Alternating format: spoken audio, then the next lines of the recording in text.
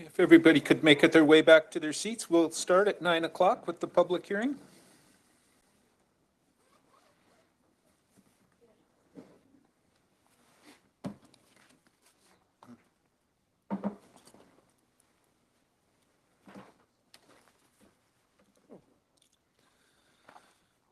Okay, it's 9, at least according to my computer clock, so we'll get started with this. I've got the public hearing address to do, so I'm Mark Pendergraft and I'll be chairing this morning's public hearing. This is a public hearing for proposed regional district of Okanagan-Smilkameen bylaw number 3045-2025 and bylaw number 3046-2025.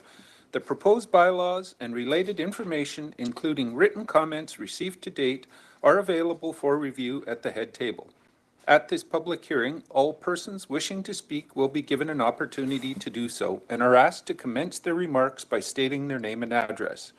Written comments may be submitted before closure of the public hearing. Anyone wishing to speak at this public hearing is asked to do one of the following. If you are participating in person, please step up to the microphone. If you are participating by a computer, please click the raise hand button, which can be found in the participants panel on the right-hand side of your computer screen. This will indicate that you wish to speak. If you are participating by a phone, please press *3 on your phone's keypad. This will also indicate that you wish to speak. Having indicated that you wish to speak, you will then be placed in a queue until invited to speak. All speakers will be restricted to a time limit of 5 minutes until everyone who wishes to speak has had an opportunity to do so. Anyone wishing to speak a second time may do so by following the same protocol of stepping up to the microphone, selecting the raise hand button on your computer, or by pressing *3 on the phone's keypad. To submit written comments, please submit them prior to the close of this public hearing by emailing them to planning@rdos.bc.ca. And for those attending in person, placing them at the head table. I will now ask Ben Kent, planner, to outline the specifics of the proposed bylaw. Go ahead, Ben. Okay, just wait for the PowerPoint to come up.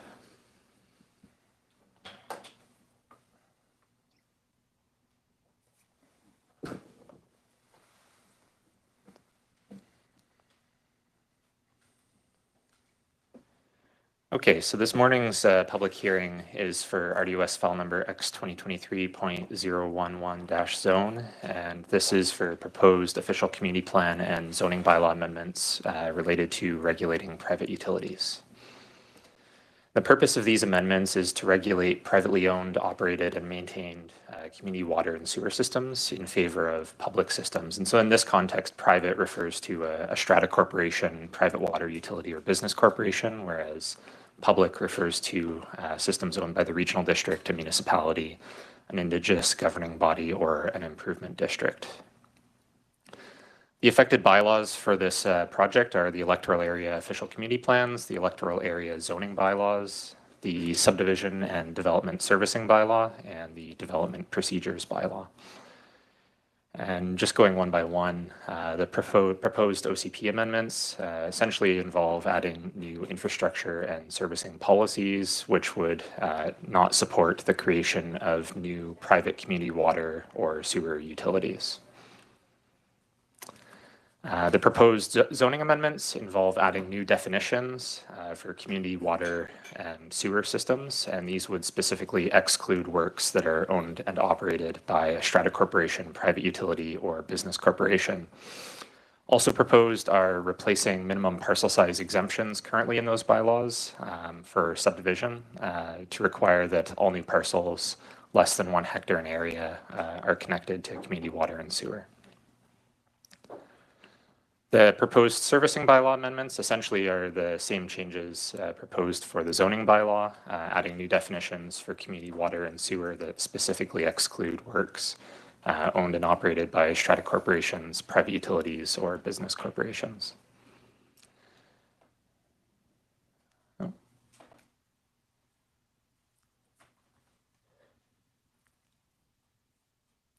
I have technical difficulties with the slideshow here.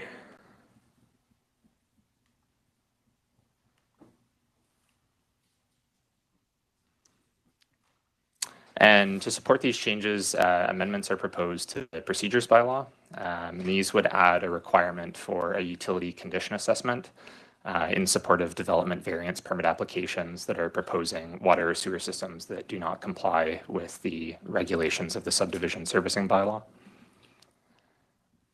And also proposed to be added to the procedures bylaw is some criteria outlining what it would be expected for utility condition assessments. These assessments would be required to include drawings of the proposed system, engineer certification that the system design is equivalent to the standards of the servicing bylaw or the current MMCD guidelines, an engineer's assessment of the current condition of any existing works, and engineer's certification that the system has capacity to support the intended development.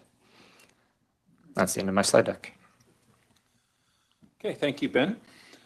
I will now declare the public hearing open and ask if there is anyone who wishes to speak to the proposed bylaws, either in the room or online. Just step up, sir, to the front. And if you could, there's a little button in the center of that microphone. The green light should come on and you're ready to go. My name is Victor Durman. I live at 4575 Mill Road, Narramatta. The general thrust of what you're looking at now, I actually agree with. I just think that the bylaw that you're looking at presents the wrong indication to the outside world. And if I may say, if I could just read from my notes, I'm concerned that the amendment before you in bylaw 3046 is a clear statement to the development industry that the RDOS is saying no to future subdivisions approvals at a time when the region needs more housing. It's also saying nothing re the district's costs to reach the objectives of the report. I recognize that a landowner at the time of a subdivision application may apply for a variance application, but they may be turned down for any reason, even if the applicant can comply fully with the variance bylaw. The risk involved in buying land capable to be subdivided to multiple lots requires substantial capital investments. Most developers in their due diligence period of their purchase agreement will check with the staff at counter. Can I subdivide this land? Staff will accurately say no. But at the time of your application, you can apply for a variance. But at the time of your application, will I get a variance? Sorry, unable to say yes or no, as it's totally in the hands of the board. The potential developer will probably walk away and not take the risk. The words in the definition in the bylaw for certainty excludes subdivisions. It's a very black and white statement as to where the board stands on subdivisions. Could I suggest a different wording in the bylaw to achieve exactly the objectives that you're trying to get to, which is to have public ownership and public maintenance of sewer systems? The landowner will build the septic system to the engineering standards set by the district. Prior to the first lot being sold, the developer will give the septic system to the district at no cost to the district. The district will now own the septic system outright with all necessary easements registered on title, so the district can maintain the system. To recover the district's maintenance costs, the annual maintenance costs and reserves for long-term replacement will be added proportionally to each lot in the subdivision and charged at the normal times. This gives the district exactly what is needed to meet the commitment to own and maintain a septic system in public hands at no cost to the district. Now, once you get down to the smaller lots, like two neighbors who can get together and create one extra lot, or three people who can create a couple of lots, I cannot see the district wishing to own or maintain a very small system between 2 or 3 owners. The extra staff manpower costs would be not be supportable. I would suggest that the bylaw would only apply to systems over a certain size. The smaller systems would have to be built to the same standards as the larger ones. And obviously, I fully agree with the term set out in the variance bylaw with regard to the quality of the engineering, et cetera, et cetera, et cetera. Who wants to have crappy, sorry, I should have used the wrong word there, lousy septic systems. My apologies. That's all I need to say. If anybody has any questions, I will say is I am a developer. To declare that I've done a couple of major development subdivisions here in Penticton.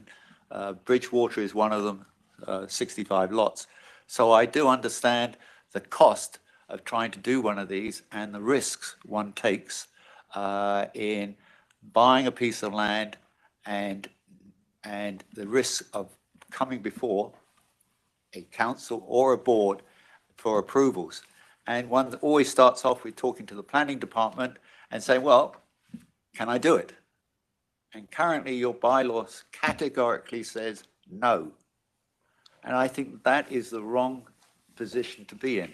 I think you should be trying to encourage where this board feels comfortable encouraging subdivisions to increase the housing stock in the area which we all desperately need. Thank you.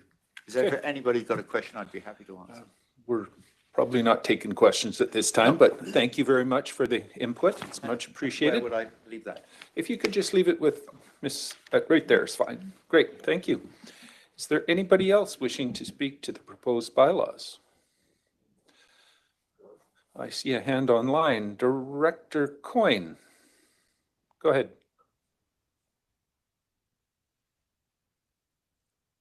So, excuse me, full disclosure that I will not be supporting this bylaw. I think it is way out of line for any type of growth especially in our rural areas. It may be applicable in areas closer to the major centers, but I think it is absolutely going to be a hindrance to any development in our rural areas.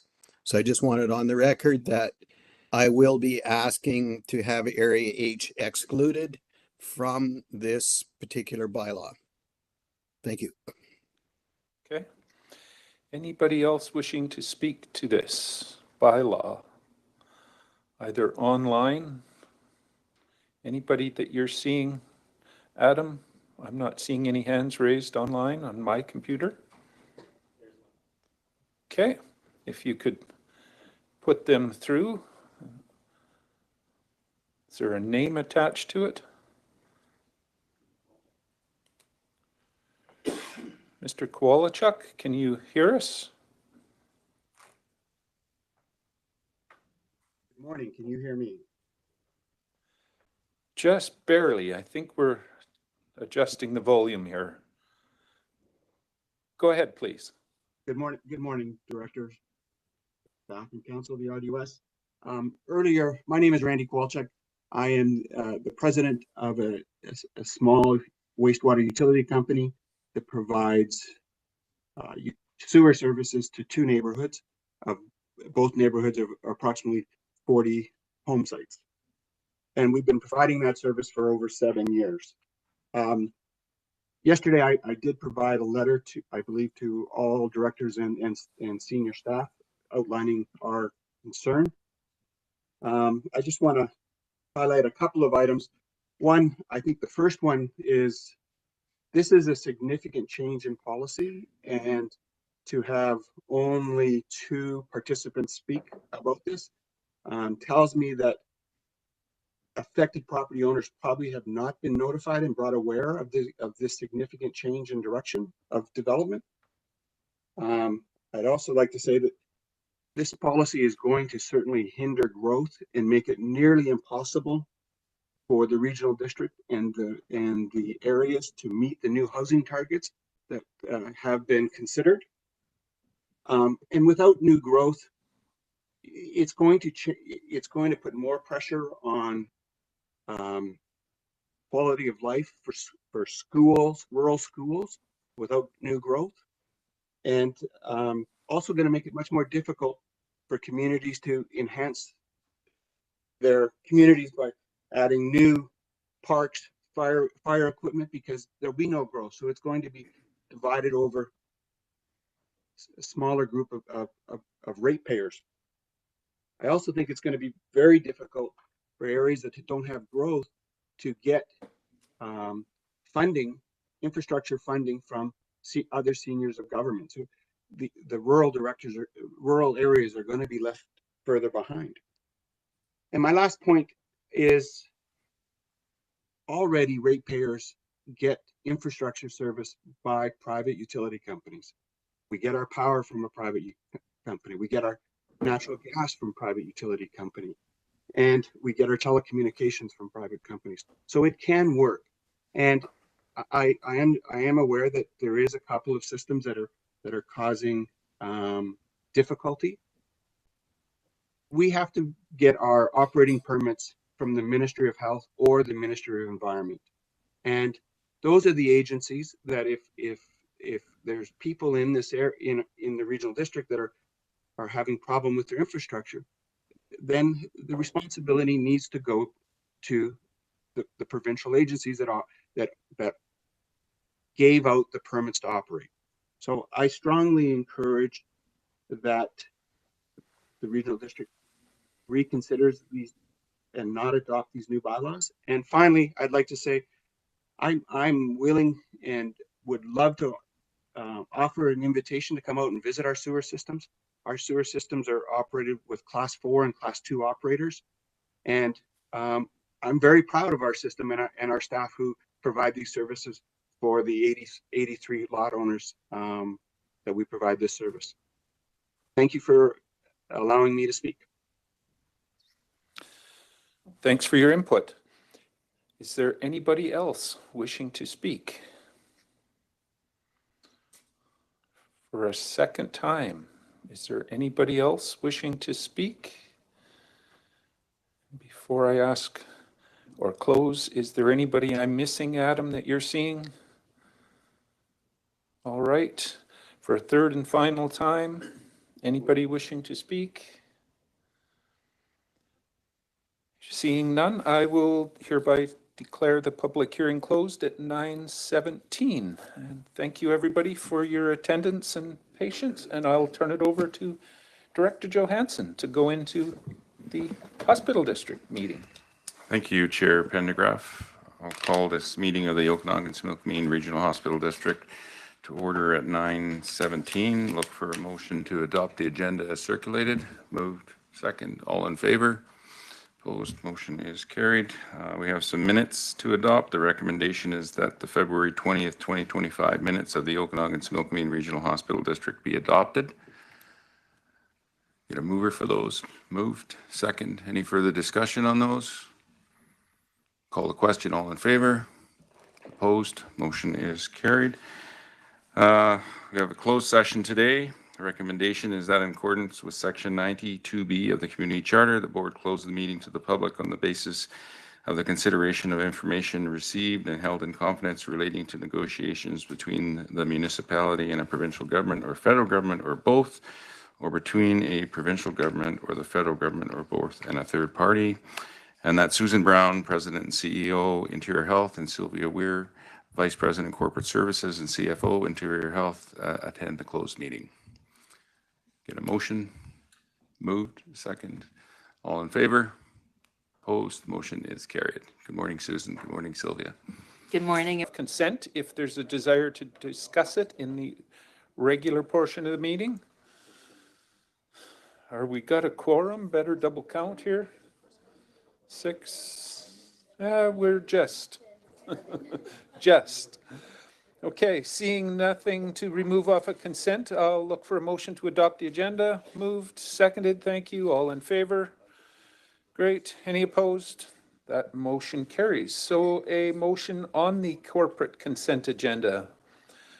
Mover for that, please. Moved, seconded, thank you. All in favor? Great. Any opposed? That motion carries. That brings us down to Development Services, item B1. I'll go to the CAO for the Agricultural Land Commission in Area C. Thank you, Chair. An application has been submitted to the Agricultural Land Commission under Section 20 of the Agricultural Land Commission Act and referred to the regional district in order to allow the development of a solar energy system as a non-farm use within the agricultural land reserve. Specifically, the application is seeking the Commission's approval to allow for the installation of a solar panels over 33% of the subject property. And the recommended motion is that the RDOS board authorize the application to allow a solar energy system as a non-farm use on the parcel located at 4353 Ryegrass Road to proceed to Agricultural Land Commission. Staff's here to answer your questions. I'll go to Director Chahal. Direction on this one? Through the chair, I'd received an email earlier in the week that this was going to be taken off the agenda. I think there was a request. If you want to defer it, we can do that. No, that's fine. I'd like to make a motion to take this to the APC. Sure. You're moving that. Seconded. It's on the floor. Any discussion on that? Seeing none, we'll call the question. All in favor? Thank you. Any opposed? Motion carries. Down to B2, another one in Area C, CAO. Thank you. I've got a little bit of an IT issue, but I can just read the recommended motion. The recommended motion is for the RDOS board not authorize the application for a non-adhesive residential use of non-farm property use on parcel located at 5526 Primrose Lane to proceed to the Agricultural Land Commission. And again, staff's here to answer questions. Okay, again, I'll go to Director Chahal. Direction. Through the chair, I believe the property owner is here. I'd like to hear from him or. Well, we usually allow them to speak if the motion is to not authorize. If you were going a different direction, then they wouldn't get that opportunity. So we'd need to know the motion that you're proposing here before we. I'd like to make the motion to take this to the APC as well. So you want to move it to the Yeah, APC? move it to Okay, we can definitely do that. Moved or seconded. Any discussion on that? Seeing none, we'll call the question. All those in favor? Thank you. Any opposed? Motion carries. B3, DVP in Area E, CAO. I'm just going to pass this on to the deputy because I'm having IT issues. I'm going to try to fix them. Sure. Ms. Molden. Thank you. So this DVP permit application is in electoral area E, and it's proposing to seek a variance to the front parcel line setback that applies to the subject property in order to undertake an addition of a carport to the existing principal dwelling. So I do believe staff have a presentation on this. No presentation on this, just questions if needed. Okay, I'll go to Director Federico. Direction. Thank you, the chair. I'd like to move this to my APC, please. Another one to the APC. Was there a seconder for that? Okay, sorry, didn't see that hand waving. Got to look a little better. Any discussion? Director Taylor. Yeah, I just wanted to clarify with staff, is this a garage and carport or just a carport? I'll go to staff. Through the chair, so it's our understanding it is a garage and carport, but that the variance is related to the carport overhang at the front of the existing principal dwelling. Okay. All right, any further discussion or questions on this? Seeing none, again, call the question on it going to the APC. All in favor? Thank you. Opposed? Motion carries. B4, Area C zoning bylaw amendment, CAO. Are you up and running? Thankfully, yes, I am now. This application is seeking to amend the zoning of the subject property in order to allow for 10 agritourism accommodation sleeping units. And the recommended motion is that the Okanagan Valley zoning amendment bylaw 800.49, 2025 be read a first and second time and proceed to public hearing. And that the holding of the public hearing be scheduled for the Regional District Board meeting of April 3rd, 2025. And that the staff give notice in public hearing in accordance with the requirement of the Local Government Act. Staff's here to answer questions. Go to Director Chahal. Direction on this one. Through the chair, I would like to make the motion for this to go to public hearing. Okay, so you're moving the recommended motion. Is Yes. there seconded? Thank you. Any discussion on this? Director Taylor, Question to staff. by all means. So if a note goes on title on the adjacent property, what happens when the property is sold? Does the note stay on title? It stays with the property, I'm sure, but I see head shaking to confirm that. Go ahead. That's correct. That's our understanding.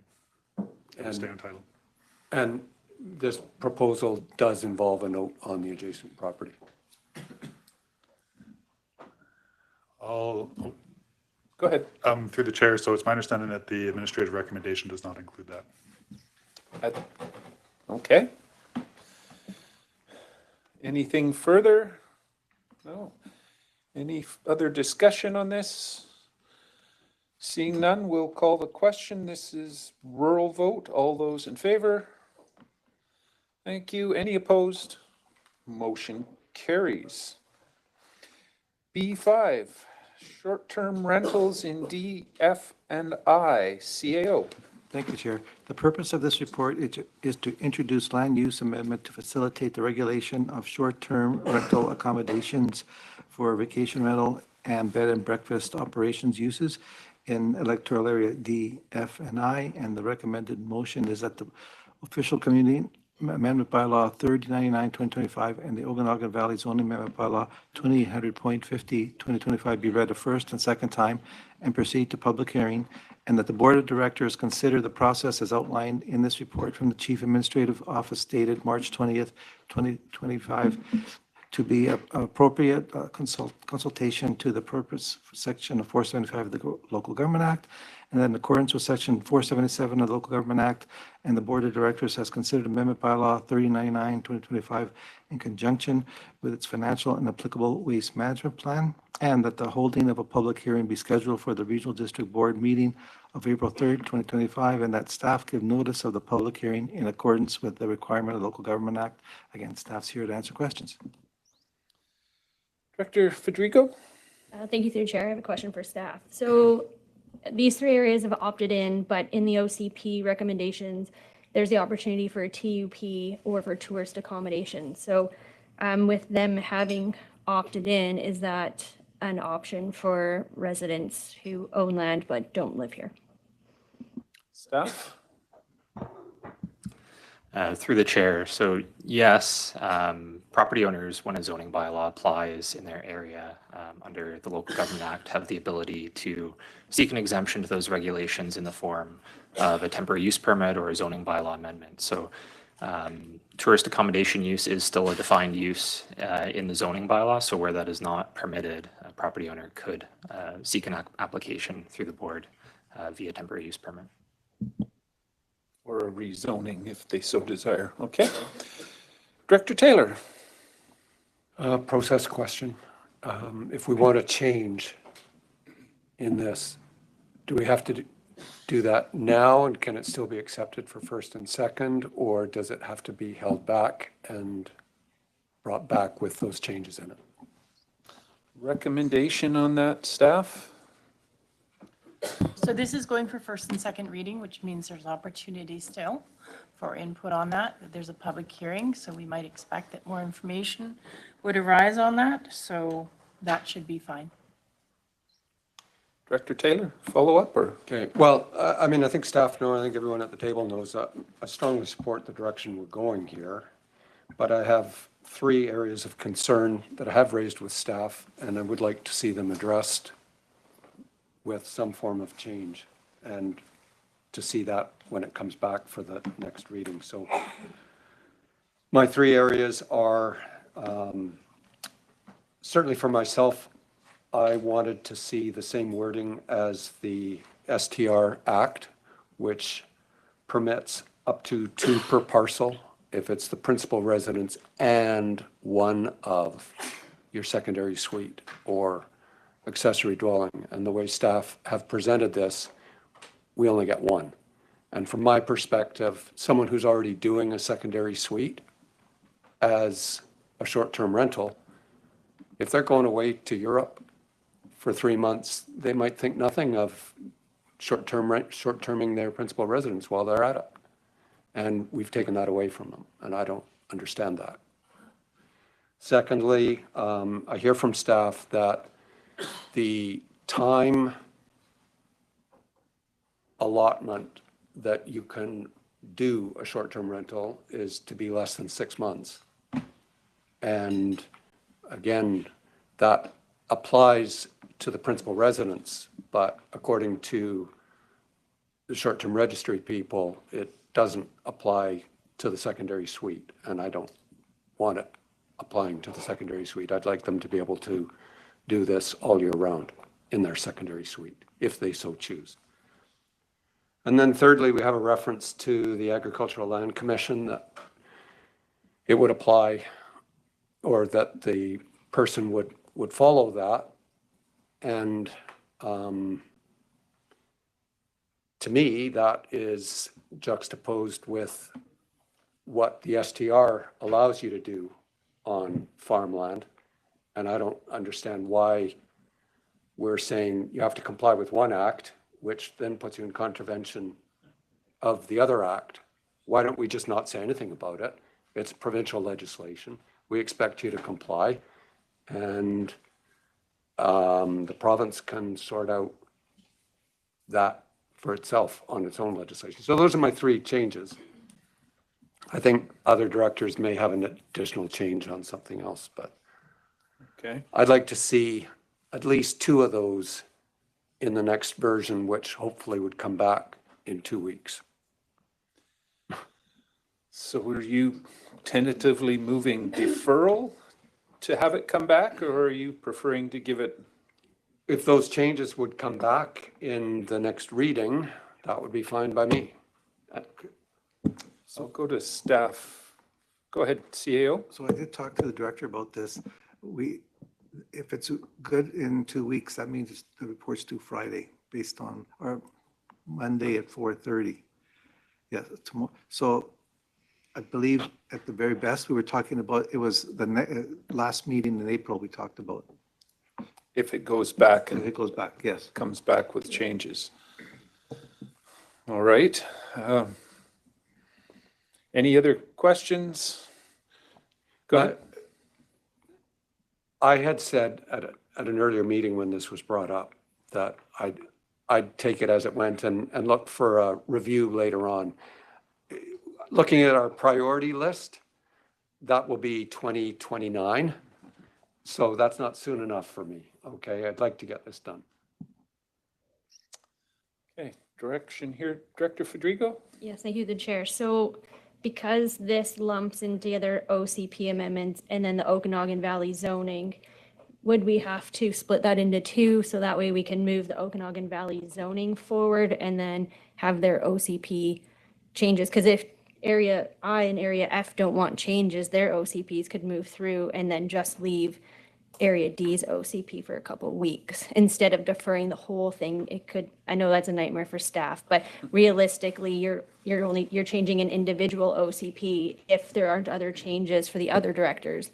And then we need to move the Okanagan Valley zoning bylaw forward because that impacts all of us, correct? I'll go to staff.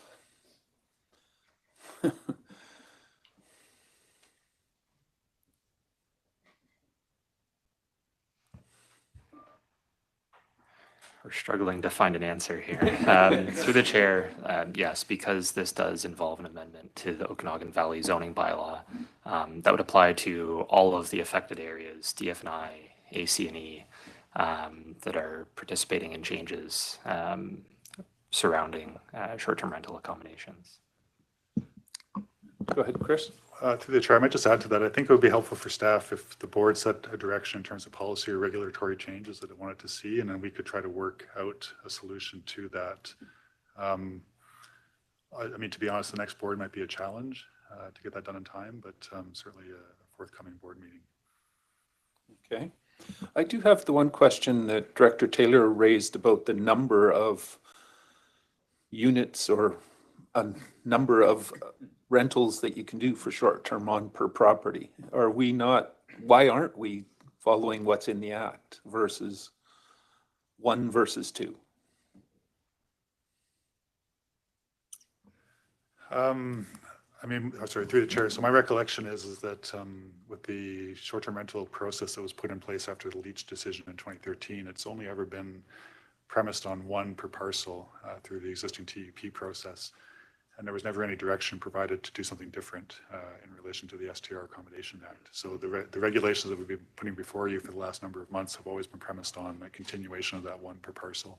Okay, so if we want to change that, should do that sooner rather than later, but Director Taylor? Yeah, I just, with all due respect, I just feel that we've been asking for what the STR mandated, and that's what we were requesting. And that's maximum of 2, not 1. And it's all year if it's a secondary suite, not 6 months. Okay, those are 2 of the requests that you were hoping to make, and then there was 1 other. Okay, I would suggest that we do put a motion to defer this and have staff come back with the changes as requested. I'll move to defer with a request that it be brought back in a month. Okay. Go to staff first. I did see it seconded, so it was seconded. Go ahead, staff. Just before the board votes on it, though, it would be very helpful for us to understand what you're asking for in terms of proposed changes, because I'm not sure what is being asked for at this point. Okay, go to Director Coyne here first, and then. So I feel like we're in deja vu mode right now. Like we were here almost a year ago, and I'm going to suggest the same thing that we did last time. Can the rural directors who are involved in this bylaw and staff sit together and hammer this out and then bring it back to the board once you guys have done that? Because I feel like we're just spinning our wheels here, and I'm getting frustrated, and I just feel like there's a disconnect here, and we need to get that disconnect figured out. And the only way to do that is if you guys all to sit together and figure it out. CAO? So I agree with the director, it shouldn't be at this table right now because there's going to be some conflicting requests. So if it's at a meeting, the staff can determine better what the final changes should be. Okay. So still can defer it, but I'll go to Director Taylor. I will just say that staff have been very obliging, and I think so have the regional directors, and we have met with them. And I think we get agreement, and then we go forward, and when we see it translated, you proceed with certain assumptions, but there always comes a question, and they turn left, and we were trying to go right. Okay, so we do need to sit down and make sure we get what we're after here. The motion to defer is moved and seconded. I'll call the question on that, and that is corporate with its deferral. All those in favor? Thank you. Any opposed?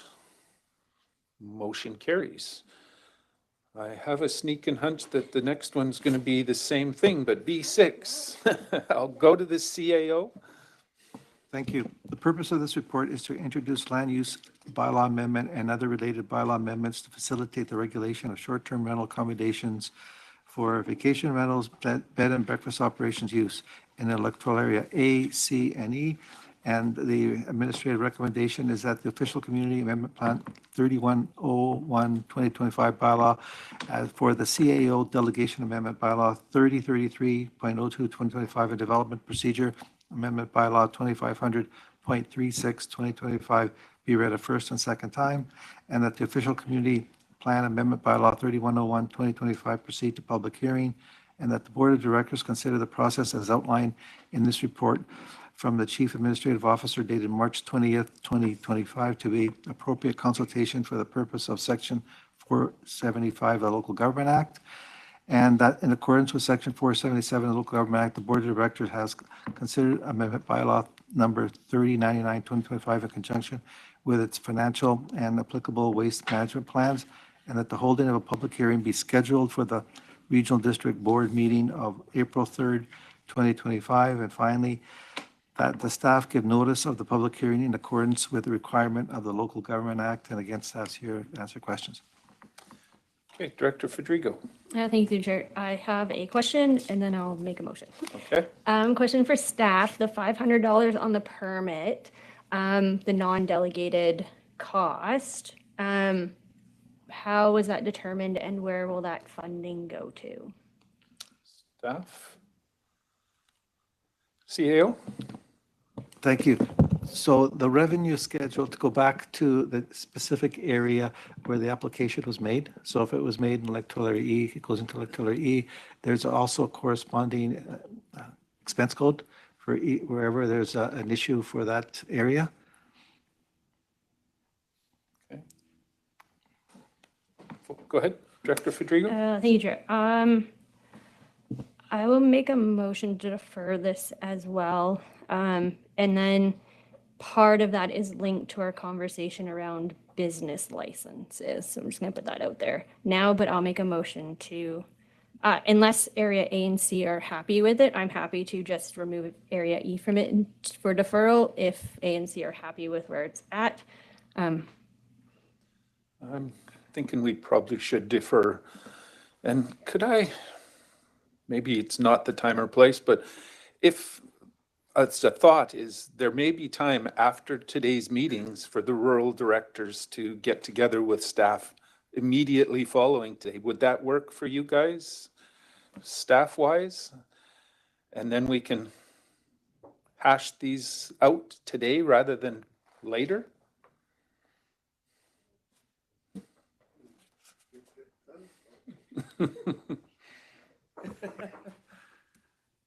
Put me on the spot a little bit, but is. Yeah, sorry, this is unexpected. Sure, we'll find time. Okay. So the motion to defer, oh, Ms. Mullen. For clarity, is this one proposed to be postponed till April, the second meeting in April as well? Which should probably be the same time frame. Same time? Thank you. Okay, was there a seconder for that? It's on the floor.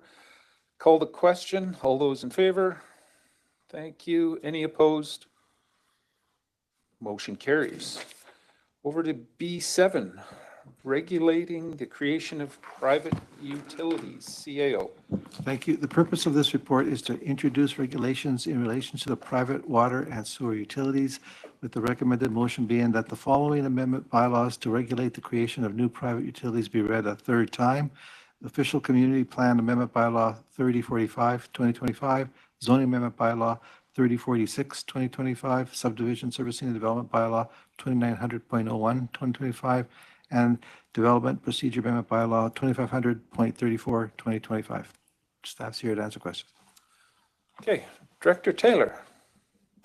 Well, I think I'd like to move the motion. Okay, you're moving it. Is there a seconder for that? You seconding it, Director Coyne? Not yet? Sorry, I didn't have my mic on. Well, Just waiting. no problem. Are you seconding it, Director Monteith? Okay, so the motion is on the floor. We'll start with questions. Director Roberts. Thank you again through the chair. And as I've stated prior, I still believe this is a lot of good work that was done by staff to come up with a solution for a symptom, but not what the real problem is. I'm concerned that that this is overstepping in regards to local governance. We have something that is these private systems that should be regulated, whether or not through health, environment, et cetera, a lot of the things that were spoken to in the public meeting by the two individuals that are hold true, and that they should be accountable. It's not only is it offloading a great amount of concern that moving forward, we would not only be hampering appropriate development, but at the same time, we would be going beyond our capacity in regards to our public services to be able to maintain this. Plus, I also believe there's a lot of things to be said around these small systems, because there wasn't clarity about, or the clarity that was brought in the last meeting is if you have one more system, like you connect to one other piece of property or whatever, all of a sudden that becomes a system. It's not like some large development. We're looking at rurally and all out the areas that our neck of the woods. It would be a multitude of tiny little systems that we would then be sending staff out to maintenance and look after. So I have great concerns about this. Again, I'm against us taking over these systems, as it were. I would like to see us working with the province and have them be held accountable for the water systems, being held accountable for the restrictions and legislations that they're supposed to under the ministries, that the ministry does their job. And I think we need to be advocating more effectively in regards to getting the province to do its oversight. Again, rather than us taking over maintenance and hard costs, staff costs, if the private industry is able to do things cost effectively, but at the same time be held accountable by the province, it meets the needs. So thank you. That's my point of view. Okay. Director Coyne Senior. Yeah, so everybody knows that I'm dead set against this. I would never support this. It has just got too many great big giant holes in this whole piece of legislation. And I just don't quite know, is now the time for me to ask to be out of this, or does this have to be voted on and then I ask to be removed from it if it passes? My suggestion would be make the amendment now, if that was your desire, but I'll check with Ms. Molden. Probably the best at this point to determine if Area H and other parties potentially wish to be removed from this prior to going any further. Okay. Then I would like to withdraw from this bylaw. I do not want to have anything to do with it. So you're asking Area H to be taken out? Yes. Okay, so that's an amendment. Is there a seconder to that amendment? Oh, can we do, oh boy, this is where it gets complicated. Amendments. Is there more than one area wanting out, or is it I want to a amend. different type of an amendment? Nope, I just want out. Okay, So so you Area want E out, out. so Area H. I'll go to Director Federico. Yeah, so just included in Bob's amendment there for Area E to be excluded as well. Okay. Director Roberts, Area G, and Director Bloomfield. Thank you through the chair, and you know, I'm a municipal director, so I don't have any skin in this game, but I was listening to the submissions this morning and looking at the proposed changes to the bylaws. Would it be beneficial to have the bylaws be specific on what is allowed? You know, all the amendments seem to be what is not allowed. And I think if there's some language in there showing what is allowed and how it would be approved, how a system would be approved, you know, that is built to provincial standards and handed over to regional district, you know, from management, etc. Would that help the decision making for the rural directors? Okay. Director, go ahead. Thank you to the chair. I'm curious from the rural area directors, Director Coyne, for example, would the wording changes the first presenter suggested suffice with those changes? Staff? I'm not sure if they recall what those suggested changes were, but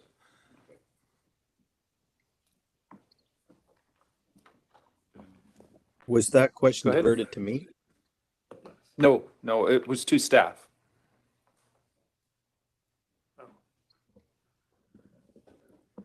Sorry, Chair, I understood it was not directed to staff. Perhaps if we could get clarity. Sure. Director Watt? Thank you again to the chair. I'm just curious, the first presenter that came in and spoke about what could potentially be a wording solution so that it fits the need that we're trying to regulate, but also fits the non-issues, so sorry, the major issues that we're looking at from the rural directors. I'm curious from their perspective, and maybe they don't remember it either, but I'm wondering if that would suffice to make the changes so that we're all working together on the same page here. So that's to staff and the directors? Yes. Okay. I'll go to staff first. So Chair, to answer the director's question, my recollection from those comments were essentially providing clarity that these systems could still be constructed to the appropriate standard with the appropriate provincial approvals, and then handed over to the regional district to own upon completion, which is similar to the way many developments already happen. So for us, that if it's a matter of clarifying that option, that certainly works for us. Okay. I'm not sure whether it works for the directors. I'll go to Director Coyne, shaking his head no, but. No, it's, to me, this is, it's very counterproductive to any small developments. I mean, out here, we're not going to have 40 and 50 lot subdivisions. There may be a 10, I know of a 10 lot one that's in process right now that would be affected by this new bylaw. It would be an extreme hardship on that group that's doing that process. And I just don't see the cost of maintaining systems out here. And then the idea that, well, you can go and ask not to be included, but that's just a shot in the dark. There's no, depending on the flavor of the board that day as to whether or not it comes, whether it's approved or not, that's not fair to a developer. Plus the added costs of having it engineered, turned over to the regional districts engineers that are going to have to look at it. Then they're going to have to say, well, we like it or we don't like it. It's just more time. It's more money. It's just, I don't believe that it is in any way, shape, or form going to address the issues that we perceive to be happening, because we have literally thousands of water purveyors in the regional district, and we've got, I believe, 6 that we have taken over now and a couple sitting in the wings. That's a pretty good odds that things are working well as it is today. And this is just totally infringing on the developers' rights and the people's rights, as far as I'm concerned, to have their homes and at an affordable rate. So sorry I went off on a rant, but this is very dear to me. This is just something that is absolutely 100% wrong. Thank you. Okay, we do have a couple of amendments moved, but not seconded. So just for everybody's information, area H, E, and G have requested amending to be removed, but no seconder yet. Director Chahal. Yeah, I'd like for us to be removed as well, please. Oh boy. So 4 being removed. CAO? Chair, there's enough changes here right now that I'm going to recommend it's deferred and come back to the board. There's a lot of changes on the fly here, and I just don't feel comfortable with the. I'm agreeing with you on that. With that many being removed, we're almost down to not doing it. But Director Gettins? Thanks. Can I just ask a question about process? So Area F is a bit unique, of course, because there's not a lot of development potential in Area F. So what I have to weigh is different than what some of my neighboring rural areas have to weigh. But last term, there was an application that came forward along Highway 97, and it was for quite a few properties, and they wanted to build their own private septic and water system. And I just want to make sure that I've got this right. So they had to come to the board to get permission to rezone. Do you recall the one that I'm talking about? Staff? Through the chair and for the board's benefit, this is, if I recall correctly, the 5 parcels that were recently acquired for the Okanagan Campground, but at the time they were privately held, and it was a 100-unit apartment building. We have a liquid waste management plan suggests that Summerland is going to extend a sewer line. Summerland has indicated they're not going to be extending a sewer line, so then the question became, is the board comfortable with that type of density on a private system. On a private system. So that question around the density on that private system, sorry, Chair, I just want to follow up on the process, like how that application came here, because based on these changes here, it says that we don't support this. And so because we said we don't support a new private community sewer system, for example, that's why they would have to come and get a variance. That application came to this board because it needed a rezoning. Okay, and that was the opportunity for the board to then say, no, we're not going to do the rezoning because of these other concerns we might have. Okay, I just needed that to be clarified. Thank you very much. Okay, so CEO's recommending deferral on this. You're moving that, Director Taylor? Yeah, I'll move that. Move, seconded, all right. Call the April question. 20th? Sorry? Uh, April 20th? Do we want to put a date to it? No. A future meeting? Yeah, a Okay. future meeting might be the best at the moment. I think ASAP, everybody wants ASAP. but Yeah, I depending think on- this is going to be complicated. Okay. And we want to think There's it through. usually no discussion on deferral, but is this a question? Go ahead. Kind of a point of order. I'm just kind of wondering why Director Coyne is seconding rural decision, not a. Deferral, it's actually turns it corporate. Yep. Just so everybody's aware, whenever we go from rural and it's going to be deferred, it becomes a corporate vote. Director Coyne? Yeah, so it's kind of a question on the timing of bringing it back. Does this mean that the, what, 1, 2, 4, I think it's 4 that want out would be removed and then it would be brought back, or, because I think that depends on when it comes back. Yeah, it may change completely. I don't know at this stage. And CAO, can you elaborate? I think that the staff's going to have to talk to the directors to see where this is going to go. So it should come back with those that aren't going to be excluded in the recommended motion, only those that will be included. Okay. This might be an item to discuss this afternoon as well, quickly, if we've got time. So on the deferral, I'll call the question. All in favor? Thank you. Any opposed? Motion carries. Down to B8, petition to enter service area in Area D, CAO. The applicant has submitted a petition request to the regional district that seeks to include 0.5 hectares portion of the property at 1348 Cedar Street in the Okanagan Falls Water Service Area, with the recommended motion being that bylaw number 2978.03, 2025 Okanagan Falls Water Service Establishment Amendment bylaw be adopted. Staff's here to answer questions. Director Taylor. I'll move the staff recommendation. Thank you. Moved, seconded, thank you. Any discussion on this? Seeing no hands, this one is a corporate vote. All those in favor? Thank you. Any opposed? Motion carries. B9, official community plan and zoning bylaw amendments, CAO.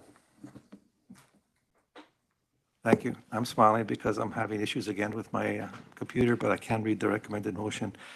The recommended motion is that the official community amendment plan bylaw number 3069, 2025, and the Okanagan Valley zoning amendment bylaw 2800.45, 2025 be adopted.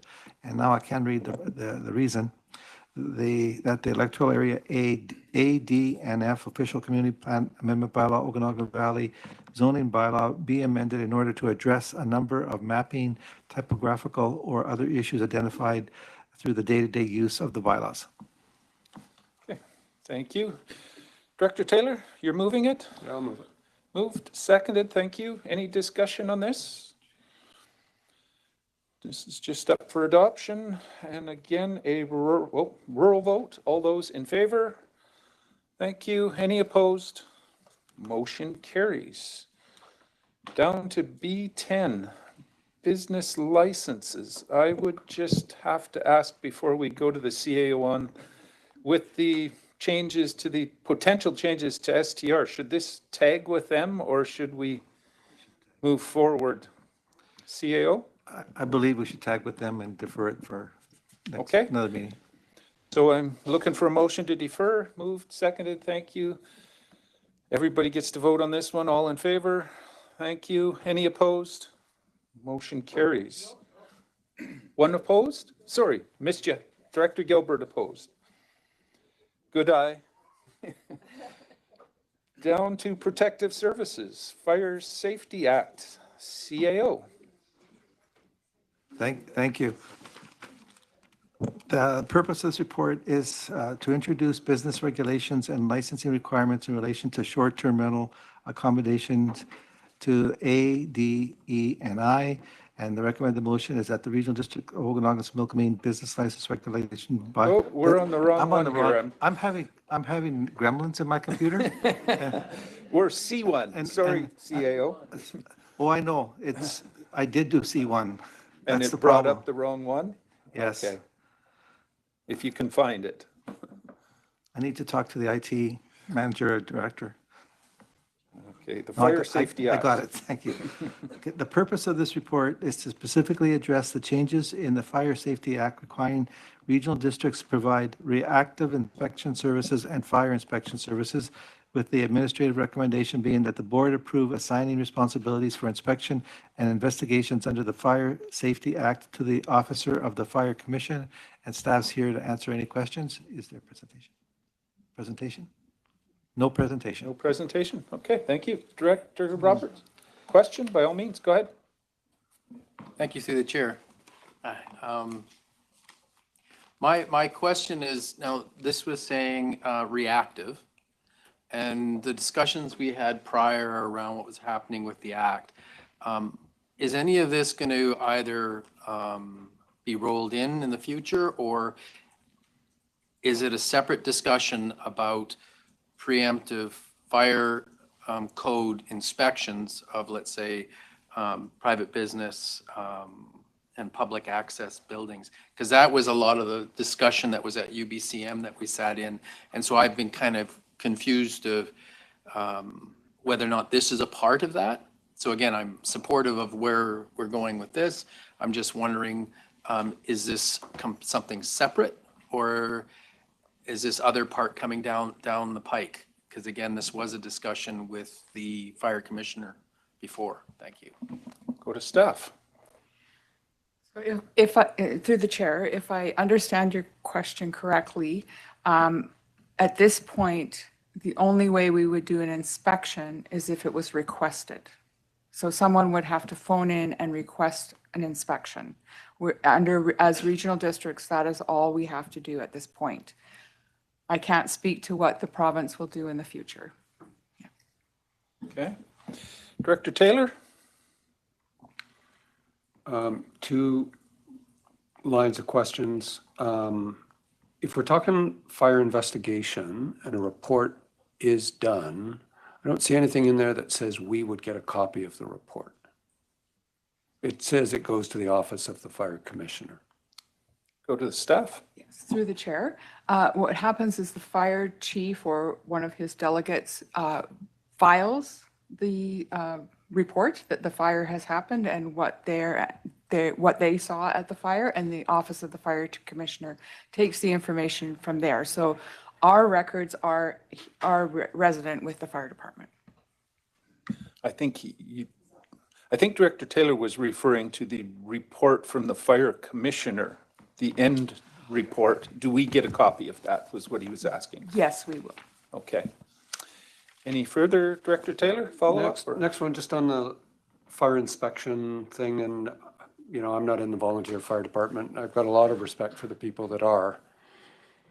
Are we putting them in a difficult position if we're expecting that they're going to be inspecting homes, residences, businesses within their community? And would we be better off to arrange for something where you're getting someone from the neighboring fire department to do your fire inspection? Staff? Through the chair, that is a possibility that we are going to be investigating as we move forward, talking with the fire chiefs, talking with the fire, people who want to do inspections and investigations. They are all volunteers, so that would be something they would choose to participate in or not. So we would have to, that's why I said there's going to be further investigation. We're going to be talking with the fire departments on that. At this point, the Office of the Fire Commissioner says that he's going to come and do that for us if we need it to. I'll just leave it at that. Okay. And I would just point out that there wouldn't be inspections on homes per se. This is only inspecting of public accessible buildings. That's like community halls or something along those natures, not a person's residence. It wouldn't be inspected. I got Director Roberts and then Coyne. Thank you, through the chair. As kind of a follow-up, so reactive, and it's when somebody asks for an inspection be done. Is that complaint driven, as it may not be necessarily the person that runs the business, but somebody has a concern and they can initiate that discussion or that inspection? Through the chair, yes, that is correct. And as it relates specifically to public access buildings, does that extend into, we say public access, but we also have businesses in regards to WorkSafe with staff, right? Because in the past, I remember that there's been concerns from local fire departments that didn't have the ability, but were worried about fighting fires on certain businesses in regards to structural integrity. Would this cover that if the fire department had a concern and wanted an inspection, or would they have to have a private citizen make that request? Thank you. Staff? Through the chair, that is a really good question. I believe that the fire chief could opt, if they are qualified or have a qualified person, to go in and do that. I would have to talk to the Office of the Fire Commissioner to see how they would respond to a request such as that, but I'm not sure of that answer, sorry. Director Coyne? On the inspection of businesses, we're looking at business licenses and, and what Director Roberts just asked, if it's complaint driven. Is the Office of the Fire Inspector really going to drive all the way up here to do this? I mean, we could train, we can train people within our departments. Our fire chief just got trained and he does fire inspections for us now. It's not super rigorous. It's, it's a course, you take it and off you go. And it's all done in-house now, instead of finding contractors that are super expensive. I want to know if we're looking at that as part of the roadmap here, because I don't see this as sustainable. And I'm pretty sure next year we're going to be told you're going to do this. So I don't disagree, through the chair, I don't disagree at all with what you just said. And yes, we are able, and that's one of the things we will be investigating, is getting members of the fire departments trained if they're willing to do so. And it will require a willingness because they are volunteers, and there will be a cost associated to that because there'll be some time and expenses to them to go and do the project. Follow up, Director Coyne? Yeah, so fire inspections in municipalities are cost recovery. They don't cost us anything. We charge a fee to do a fire inspection, and then that covers the costs. Otherwise, none of us would have ever had contractors coming in because it's expensive, like I said. Yeah. Director Roberts? Thank you, through the chair. Follow up to the follow-up to the follow-up. So in regards to cost recovery, which was my point moving forward. So we have this, somebody puts in a complaint, said public access building, said commercial lot or whatever. And then they go in, is there a plan for recovery with that? Is it a fine based in regards to someone that doesn't meet it? And then we eat the cost if everything was okay? Because again, if you're doing something on a complaint, it's kind of unfair if everything was ticky-boo that all of a sudden they get a bill. So there's a little bit on both sides. There's one thing to have an inspection asked by somebody once they build a building versus somebody putting in a complaint, and that comes to a cost. Thank you. Staff? You have very good questions. Thank you. Yes. CAO is going to take a shot at it? I'll take a shot at it. What I would see happening is that you can't charge the owner if there's a complaint. However, there's also a liability if the fire department does not go and follow up and something happens. So what I would see happening is that if there's a complaint and it was valid, the person would be charged for the inspection. If there was no issues, at least we did our due diligence. The inspection costs would have a portion of costs that would have that possibility built in so that everyone else would have to pay for that.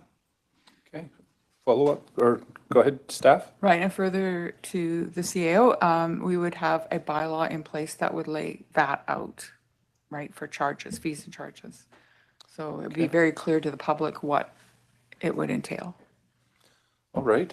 And just for clarity, Director Coyne had mentioned about the fire commissioner's office driving all the way up here. They are not all just based out of the coast. They actually have, I don't know what they call them, but there's 7 sort of assistants that are across the whole province now that are supposed to be one close by. And they have done an extensive amount of work in terms of the number of inspections and everything. And their office is confident that they can handle it with those people. So that's what they're telling us. I was sitting on this board, asked those questions probably more than anybody down there, and they keep saying, okay, we can handle it, we can handle it. So I guess time will tell, but that's where we're at. Director Taylor, did I see a hand from you, or? I'd just like to reinforce my concern if we do wind up with our own staff doing it, that they not do it in their own community. Yeah. It can be a bit problematic, but I'll go to staff.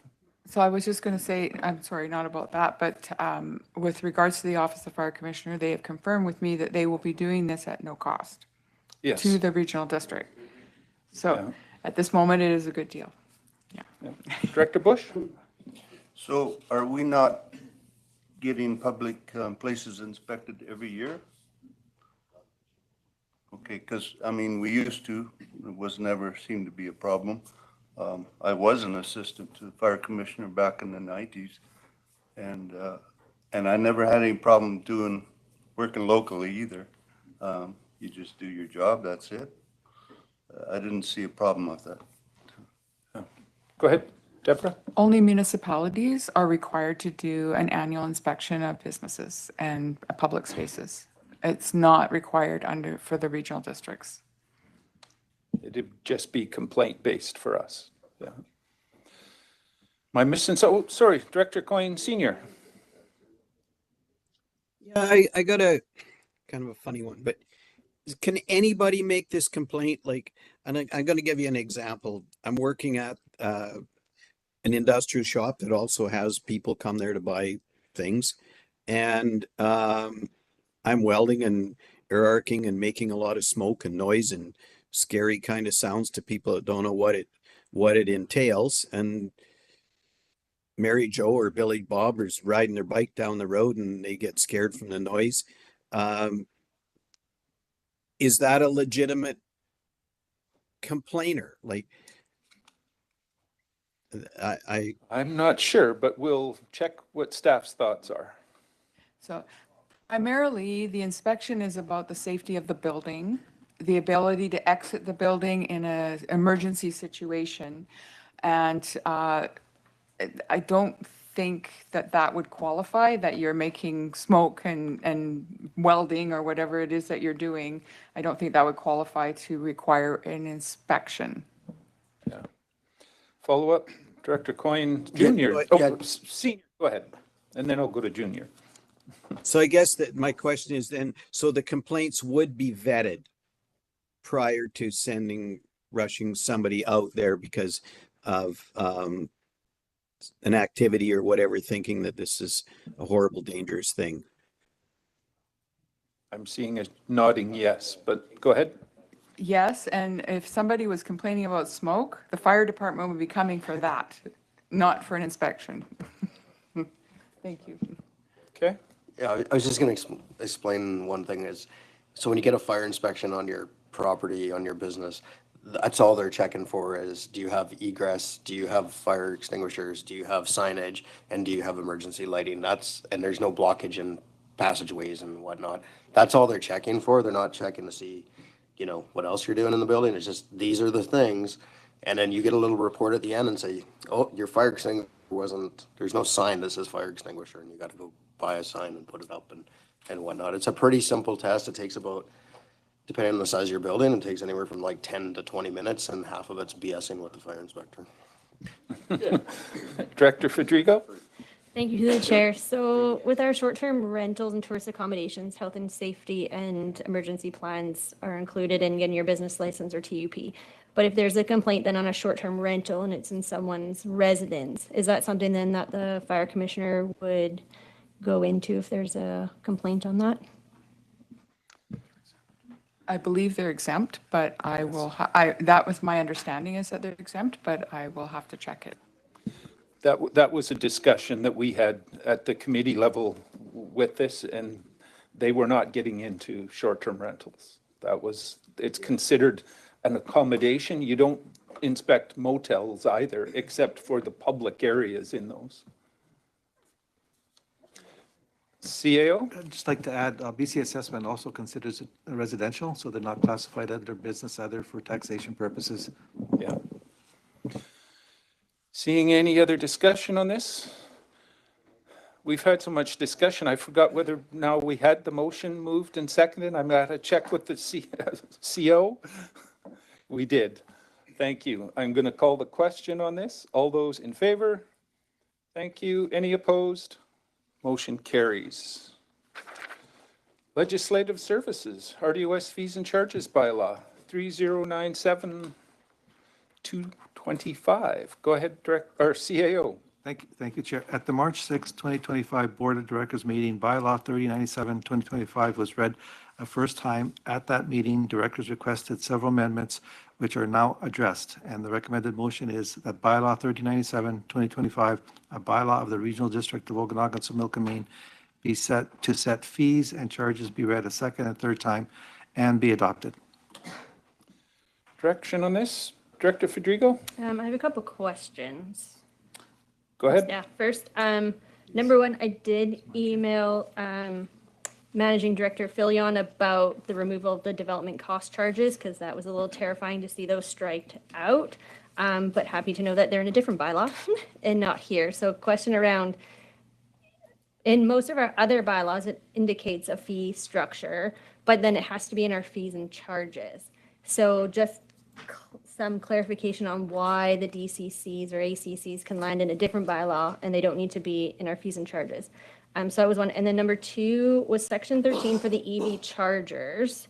There's conversation about putting them in a couple of our local parks. And part of my concern with that is people who are just going to plug in and just leave their car parked there all day while they're out picnicking and swimming.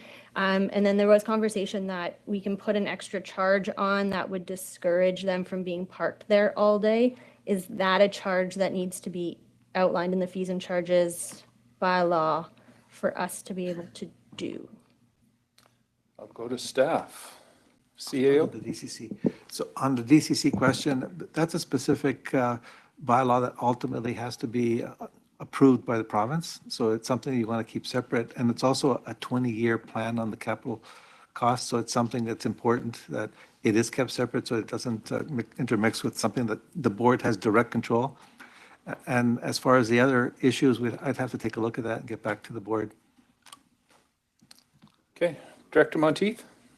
Thank you, through the chair. So at my Parks and Recreation Commission meeting, we talked about one of the additions we have asked for that's on the fees and charges, which is the cleaning fee of $50. And the Recreation Commission was wishing that it would be cleaning fee of $50 or up to cost recovery of cleaning. So if there's a wedding and it go in, it's super sticky, and the cleaning lady's there for 4 hours versus 2, if we're only charging them a max of $50, that made no sense to the commission. So just some wording there about that. Is that possible to? I'll go to staff. Yes, through the chair, we can add that in, absolutely. Thank you. Okay. Question would be, would that be added in now or when can we do that? Ms. Malden? So the bylaw is to be adopted at this meeting today in order to meet the April 1st implementation. So if there's continued changes, It'll have to come back later? it may need to come back at a meeting immediately following its adoption. So all of these extra points are good and should be taken into consideration. But for the purpose of getting the bylaw active, I would suggest that, those changes be made no one, and then brought back after adoption. Okay. Anything further on this or direction from the board? We don't have anything on the floor yet here. Moved, seconded, thank you. Any more discussion or changes that are needed? Not seeing any hands, I'll call the question. All in favor? Thank you. Any opposed? Motion carries. D2, Voyant Alert Usage Policy, CAO. Thank you. So the purpose of this report is to ensure regional district policies are relevant and reflect current practices, with the recommended motion being that the regional district Voyant Alert Usage Policy be adopted as amended in the March 20th, 2025 administrative report. Okay, direction on this. Someone prepared to move this one? Director Coyne, seconded, thank you. Discussion? Director Taylor. Just one concern, and I don't want to see it held up here, but when I look at some of our more common uses of Voyant Alert, I think are with respect to water systems. And in this case, it can only be done by the managing director. If we look at other forms of crises or emergencies, according to this, we go down 2 levels. And it's not going to change now, but would have been advantageous from my perspective if a senior manager of utilities could invoke this as well. Check with Ms. Molden. So this is a policy, not a bylaw, so the board could suggest that amendment be made to it to include the managing director or their delegate. Okay. Director Taylor, follow up, or is that a direction you want to go? Well, I think I would, unless staff were to tell me that staff being the utilities group saying that it's completely unnecessary, but from my perspective, it makes sense. CAO? Yes, it does make sense because the managing director can delegate it at any given point.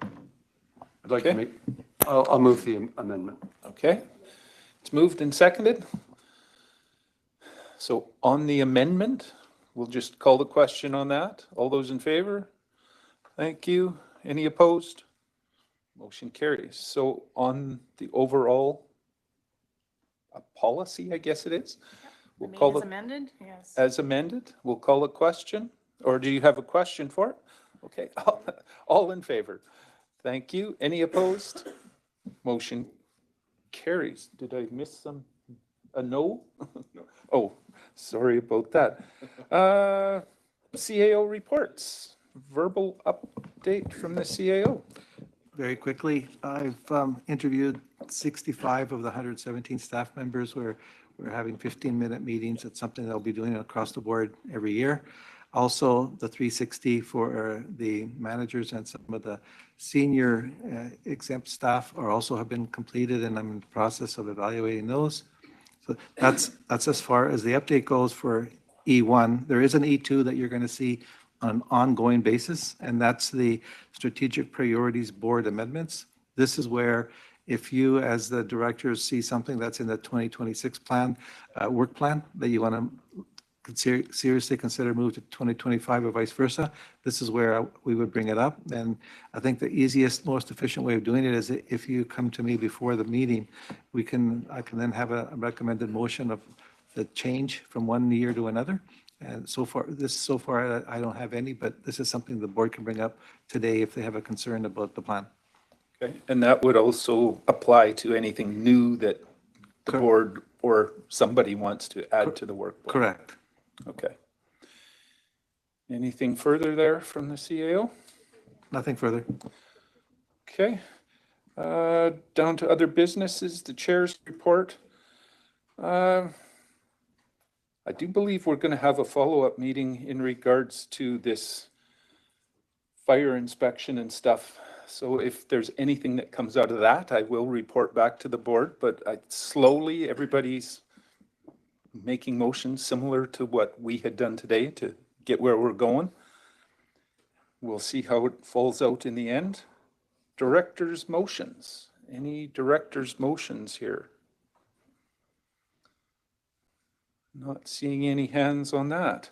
Board members' verbal update.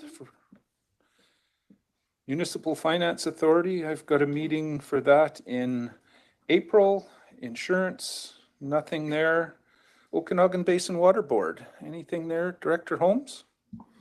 I missed the last meeting, so I might ask my other directors to fill in, but I'll just say that the board has appointed a new executive director to replace Anna Warwick-Sears, who's stepping down after 19 years. And the new director, many of us here might be familiar with, is Melissa Teshi, who was for 10 years the general manager at the Sterile Insect Release Program, and most recently is the GM for the BC Fruit Growers Association. And she has a master's degree in conservation biology and a whole whack of other degrees as well. So she's going to be a pretty good fit, I think. So maybe the other directors who attended meetings might have something to add. Okay, I'll go to Director McCordoff. Yeah, thank you. Well, one of the things is that the board report is on the last page of this agenda, so you can read the whole thing. We're taking a really strong stance against putting herbicides in the water, and that's quite well explained in the report.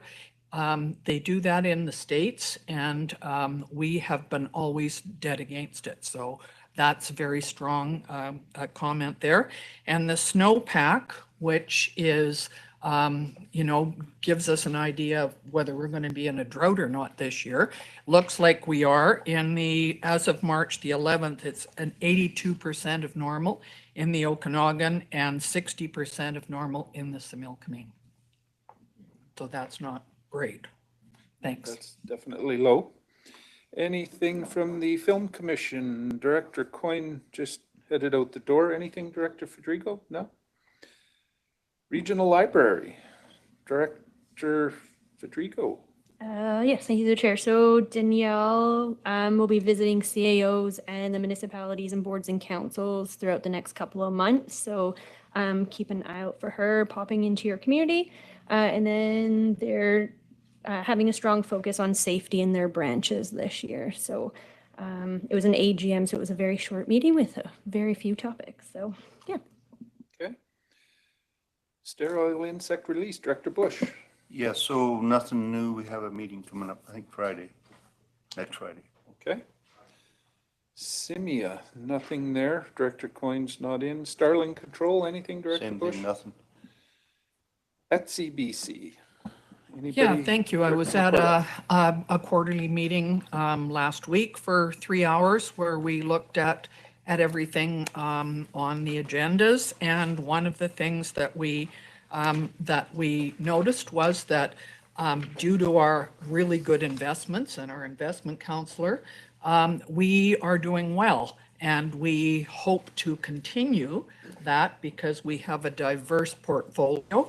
And actually, the spring uptake, the funding is on right now until I think it's the 10th or 11th of April. You can apply. And last year it was 625,000. This time it's $1 million. So if you are interested in applying for funding with ETC, know that there's more money available for you, and please do so. Thank you. Thank you for that. Not seeing any questions or anything on that. We are now down to the closed session. So I've got to read this little section out that in accordance with section. Yeah, go ahead, CAO. It's 11:44, so 15 minutes past the end of the board scheduled time. Should we Just going defer? I'm wondering if we could Or recess. and then continue on with our agenda and come back to this at the end of the day. Would that work for the board? Works for me. If I think we're going to have to make it work. Nodding. Okay, we will recess then. And should we break then for lunch now? And or start the one meeting, we're not going to get anywhere near finished. We have a delegation here, so we probably should let them go. Okay. Let them present and All then. right, we will then go to the environment, which is Director Taylor. Go ahead. So I'll call the meeting to order at 11:45, and I'll take a motion to adopt the agenda, please. Actually, before we do that, I'm just looking to staff and wondering if we should reverse the order and have the delegate first. Would that be all right with the group? Heads nodding, I'll take that as affirmative. I'll call the question on the agenda as amended. All those in favor? Yep. Okay. Anyone opposed? No. Okay, that's carried. Okay, I will, we have a delegate, Lisa Scott, Executive Director. I will refer to the CAO for introductions. Thank you. As stated here, that we have a delegation, Lisa Scott, Executive Director from WASIS, will provide a 2024 summary of activities and results to the committee. If I can pass this on. Thank you. And middle button to turn on. Well, you don't have it.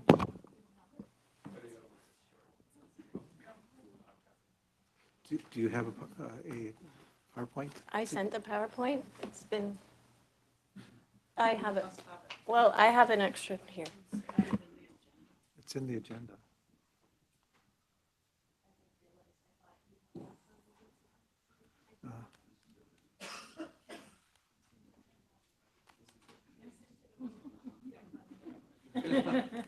Actually, I don't know that we have the PowerPoint. We have the. It's in the agenda. All right, I'm getting my meetings mixed up. Okay, disregard.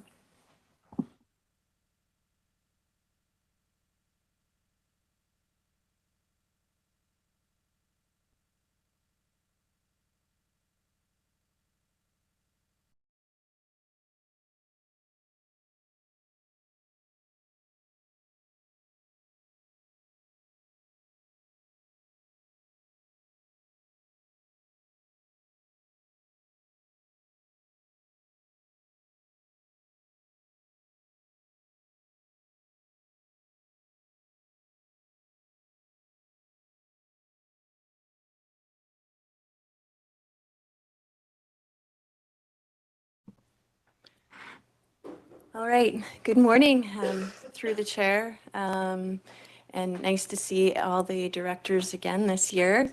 As most of you are aware, our organization comes to present annually on the work that we are doing on behalf of the RDOS and many other organizations in the regional district and in the Okanagan Valley.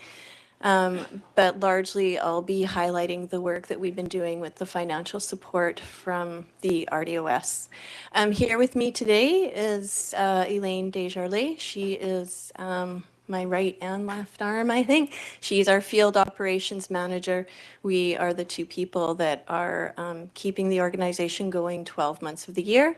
And within a few short months, we will be increasing our staff by an additional 9 to 10 individuals, as we do every year. So moving forward, I think I have some control here. So as I said, today I'll be providing a summary of what we were up to in 2024. So again, I'm fairly certain that most of you are aware of our organization and our mandate and how we function as a nonprofit society. This is our 29th year. I have been there since the inception, and we've grown significantly over the years. We started out as an invasive plant society, and plants are still dominate the work that we do, the questions that we receive. So that will be where I'll start my presentation, but we also work closely with the Don't Move a Muscle program through the OBWB, and we assist with sharing information regarding everything invasive, insects, and so on. So I'll start with the plants. With the support from the RDOS and with some fee-for-service funding directly from some municipalities. We do provide assistance to all 6 municipalities. With the RDOS funding, what this means is we reach out to all municipalities and offer our staff support for a couple of days in the spring and summer. Many of the municipalities go straight to puncture vine pulling. But it is really whatever support that they need in the form of on-the-ground work. We've tackled in the whole RDOS for all the partners, a total of 29 species have been treated in 2024. This can be broken down to 222 chemical treatments over 17 hectares, almost 100 mechanical treatments over 5.5 hectares. And always happy to report on the sites where there's no plants found. That means we did a good job. 44 sites, so a fairly significant percentage of our sites last year with no plants found.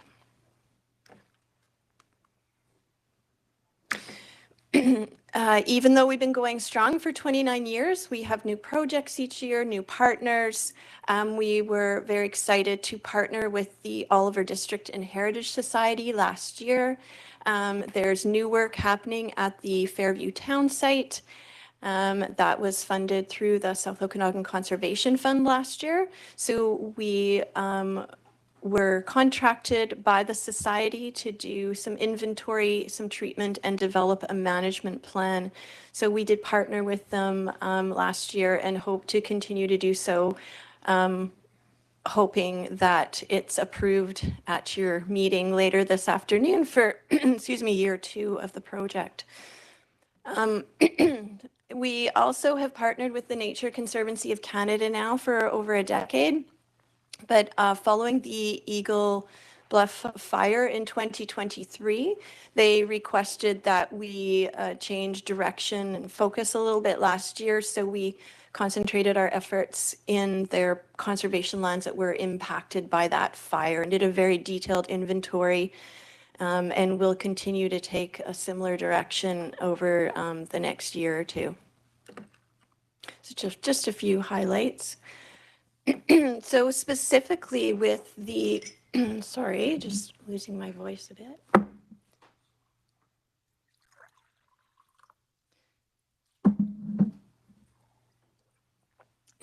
So specifically with the regional district funded work on the ground, this is what we're highlighting here. So this would be work that happens in your regional parks.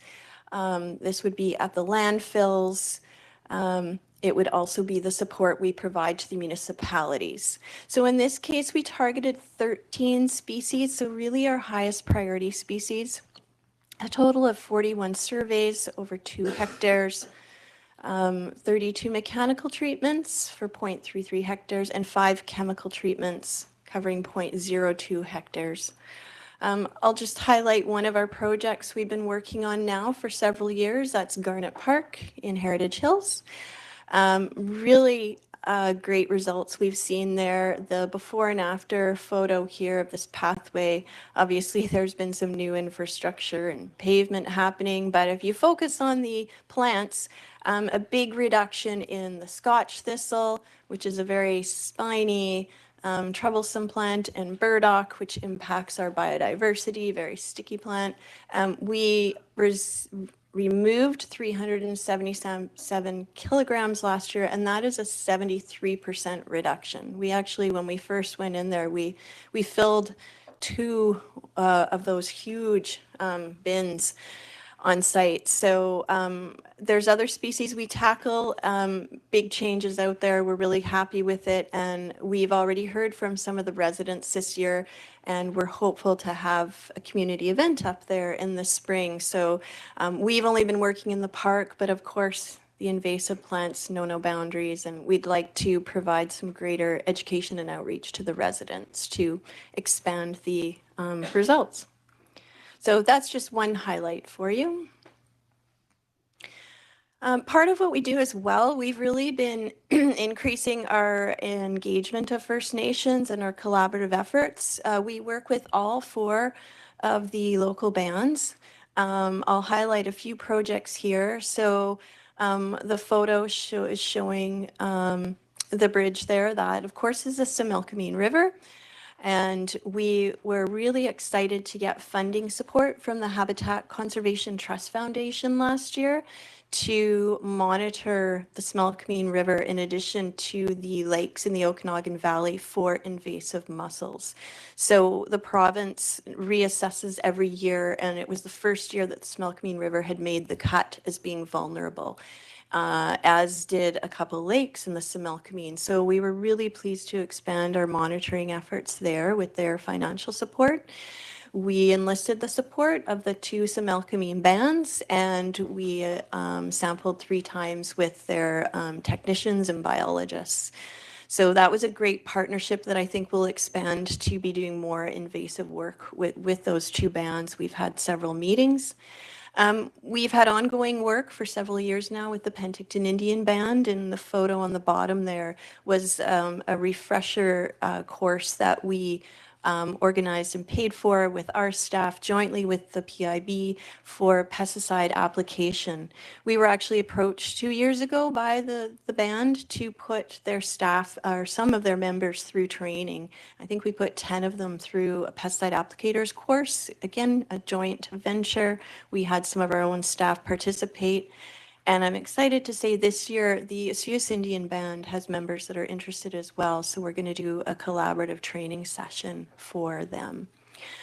We've also been working with the Osceola Indian Band. We attended their Partners in Forestry Day last year, and we're hoping to hire some youth from the OIB this year. So pretty excited about where we've come with that. Part of the funding we get from the RDOS goes to one-on-one conversations, door to door. You don't hear about this much anymore, but as I already alluded, invasive plants know no boundaries. So when we're doing work in a park, when we're doing work on the roadside, we see these plants continue onto private land, and it's really important that we make landowners aware. So we had 2 locations last year. They both happened to be in the district of Summerland, where we also have a fee-for-service contract we deliver on every year. So Himalayan balsam in this picture that reads holding up, we found a big outbreak in a park, and so we went to all the neighbors. We also did some door-to-door to folks with puncture vine on their properties to make them aware. We are trying to eradicate puncture vine from Summerland. So sorry to Oliver and Osceola, where we'll never eradicate it, but we're still holding out in Summerland that it might be possible. Education and outreach, of course, is a big thing of what we do. We attended 12 community events throughout the regional district and 13 presentations for a combined outreach of over 1,000 people at those events. So Earth Day in Summerland, Sorco Open House at Gallagher Lake, CD Saturdays, and we've done a lot of these, or we're booked for them again this year.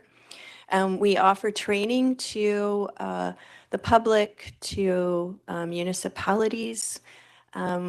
We provide articles for newsletters. I just provided one for Karamias for their spring newsletter. We regularly contribute to Summerland newsletter as well as Oliver. So again, to all of you, if you know of a community group, your municipality, if there's anywhere that you would like to have us attend with a booth, offer a presentation, write an article, provide handouts, just let us know. Please get a hold of us. We have a fairly strong social media campaign as well through Facebook and Instagram. And even though they can be our foe sometimes, the media has been very much our friend here. I think we're very fortunate. It's rare, especially for Castanet, to not pick up our stories. So we are very grateful and thankful to the local media. They really have gotten our stories some great traction.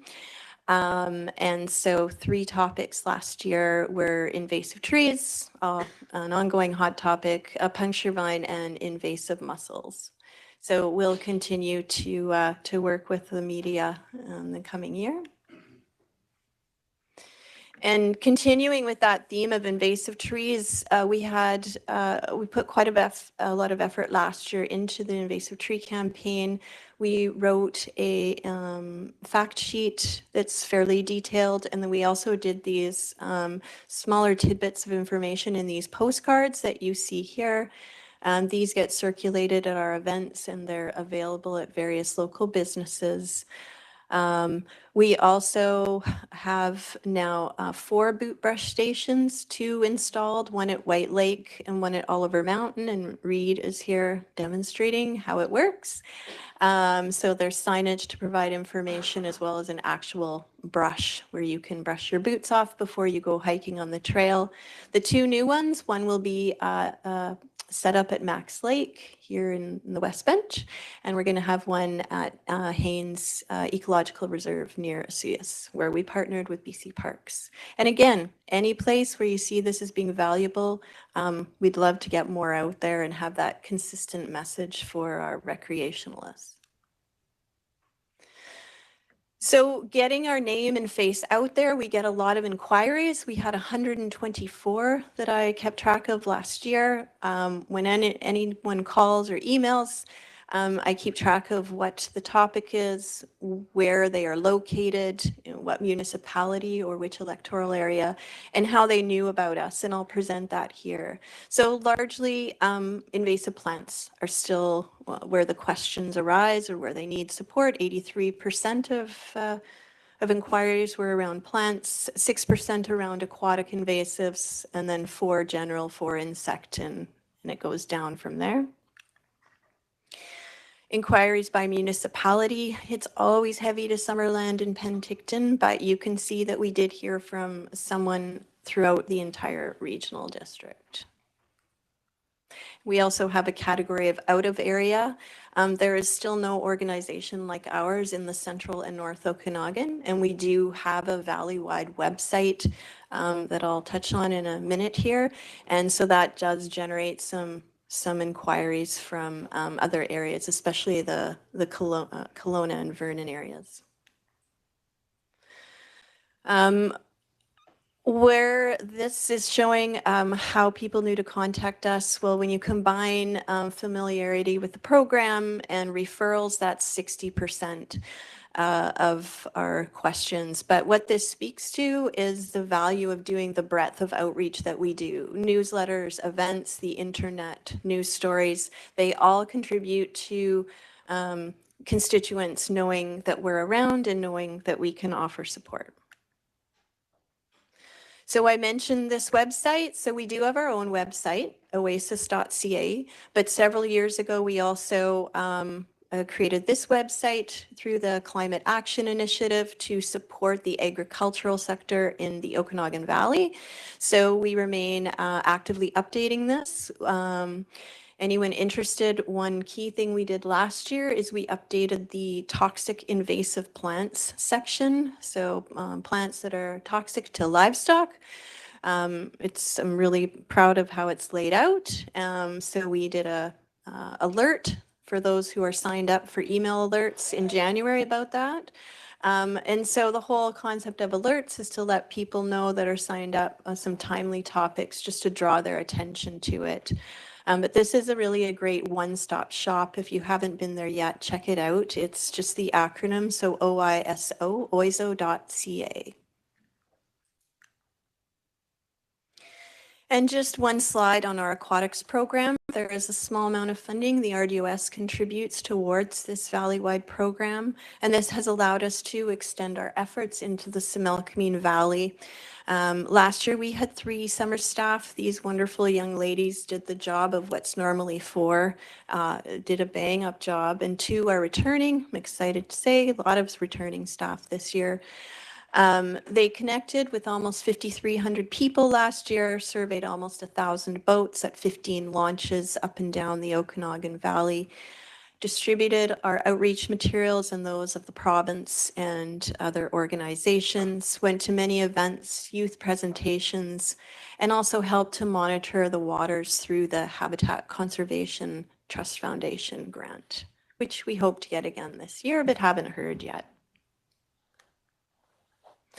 And my last slide is just to say a big thank you. We are really indebted to the South Okanagan Conservation Fund. I think, except for maybe 1 year, we have received funding for various projects that we're really proud of. This is our new project we started last year called Students Plant for the Future. We applied for 3 years. Last year was year 1. This covers 2 school districts, so 53 and 67. We work with middle school students, largely grade 7ers. And the students, it's not just find a site and plant and walk away. The students start with their teachers with lesson plans that we developed through the South Okanagan Conservation Fund.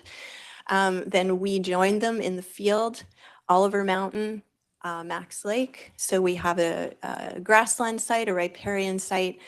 The students learn about the ecosystems. We bring out an Indigenous teacher, so they learn about the cultural values, the Indigenous values. They design a set, they plot out a site, they actually measure it, they graph it, they design what plants are going to put in there, they weed it, they plant it in the fall, and then they monitor it in the spring and do an evaluation and a write-up. They journal, they do art. It's fully encompassing, very holistic. So I really hope that we get a second year of funding and a third year to continue this project. In June, I've organized for the 2 schools to actually get together. So we're going to have peer-to-peer. They're going to see what's happening at their respective sites and learn about different ecosystems and biodiversity in the Okanagan Valley. So again, thank you for the funding that has been approved to date through this very valuable conservation fund. So that's it for me. I know you're running behind, but if there are any burning questions, I'm happy to take them, but I'm very available. I know many of you and we connect throughout the year, but if you haven't, please reach out and I'd be happy to help you and your constituents. Thank you. Thank you, Ms. Scott. I'll take a question from Director Bush. Yeah, sorry, quickly. So in Coston, we have Cobo Park, which is owned by Regional District. And they're thinking of putting in a bump track, which is a bicycle track, but we have poison oak or poison ivy all over the place. Are we looking at putting it around that poison oak, or can we go through it? Through the chair, thank you, Director Bush. I'd like to hear a little bit more outside of this meeting about the project. It would be poison ivy that's there. We've been mainly concerned about the puncture vine that's at Cobo Park, so we do monitor that every year, and I don't believe we've seen any for a few years, Elaine. So we hit it hard manually and for a couple of years. With regards to poison ivy, it's a native plant, so we do have information on our website about it because a lot of people, myself included, gets a rash from it. But we don't actively treat poison ivy because it is a native species. But I would encourage with the project to carefully look into where it's located and where you want to do your new development, because yeah, it can be really problematic for people who are allergic to that plant. Thank you. Any other questions for our presenter? Seeing none, I want to thank you very much for coming to speak to us, and yeah, thank you. We look forward to working with you for the next year. Great. Thank you, everyone. Have a good day. Now it's 12:15. What is the plan? And I'm looking to the chair for the day as to whether we go on to the next item, water meters. It's 6 of one, half a dozen of the other. We either try it now or do it after lunch, but. Okay, let's get this done. We'll be done by 25 after. Or quicker. Or quicker. No pressure, no pressure. No pressure. Okay, so we have Staff, and I'll look to the CEO to introduce the topic. Thank you, Chair. In 2019, the Water Use Regulation Bylaw number 2824 was adopted with the provision of metering and meter pit installation at or near the property line of each service connection within the water service system area. The purpose of this report is to provide rationale for the decision made to implement outside meter pit at the property line for the regional district water system. Staff's here to answer any questions. Is there a PowerPoint? And with the PowerPoint.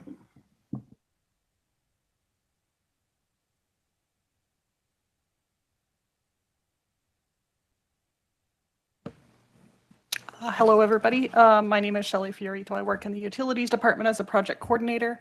And we're just I've got a really short PowerPoint just to go through some of the rationale behind the bylaw direction that we have. So a little bit of background. So in the process of developing the universal metering implementation plan, some questions arose regarding the location of water meters and the costs associated with those installations. Just a few little short clips out of our bylaw for the wording that exists currently. So unless the manager provides an exemption in writing, the customer must ensure that the service connection is fitted with a water pit, a meter pit, a meter, and if applicable, the backflow prevention unit. Additionally, no person, so homeowner or property owner, is able to make any changes or adjustments to that infrastructure without contacting the regional district or utility manager prior to that. So currently, with the meter pits, this is just a little kind of simple cross-section diagram of what that would look like. So you've got the water main down on the bottom left there with our main service line that would come up. The gray is the meter pit itself. The little bronze piece in the middle there is our meter, and then it's capped off to the ground level so that access lid there for staff to access the meters and do the readings. I guess currently also we should just clarify that West Bench Water System is the only system that's fully metered right now and has been since 2013, but we also do in our continuing upgrading and development, we do have 300 locations across the region that are prepped and ready to go for metering. So the whole idea behind the water metering is to get a really clear picture of domestic use within a residential property. Having the pits at the property line allows us to isolate those systems, not only to look at our water mains and remove the residential use from the water mains. And in that way, we can identify any leaks that are happening in our water mains, but we can also look at, I guess if we go back to the West Bench water system, 90% of the leak detection that we do is actually irrigation systems. So if we have the pits at the property line, we're able to capture that outdoor residential use, and that's where our water restrictions also tie into. Some of the concerns that we have with water meters being installed within properties themselves, like inside landowners' homes. There's a variety of property ownership categories in the region. So there's many absent owners, there's many vacation or secondary homes that are not permanently or regularly inhabited. And you've got snowbird travelers that are also moving in and out of the region. So there's not always someone in the house for us to gain access to look at the infrastructure. We also have, I guess it's not a super familiar term here, but bedroom communities. So you have small communities that don't necessarily have business or industry within the community. So they're traveling outside the community or their home communities to attend work. And it makes it a little trickier to try and schedule maintenance or repair work when people are outside their community working. And lastly, the operators, it just gives us easier access and kind of avoids those scenarios where we're needing to do maintenance and regular operations. And that way we don't have to coordinate with landowners. It's at the property line, so we have full access. some of the safety concerns within the region. I think it comes up quite regularly that there's a lot more, landowners are a lot more concerned about non-residents on their properties. We've seen an increase in fencing and gates being put up, so we now have locked properties where we do, again, need to schedule that appointment to access our infrastructure. And that would include also guard dogs that are left on the property to maintain the security of the residents.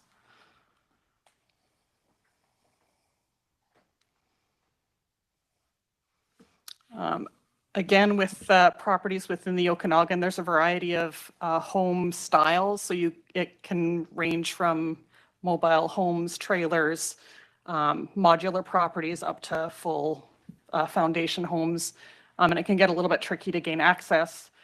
There's kind of cramped, damp areas under some of the skirting or skirted or crawl space properties,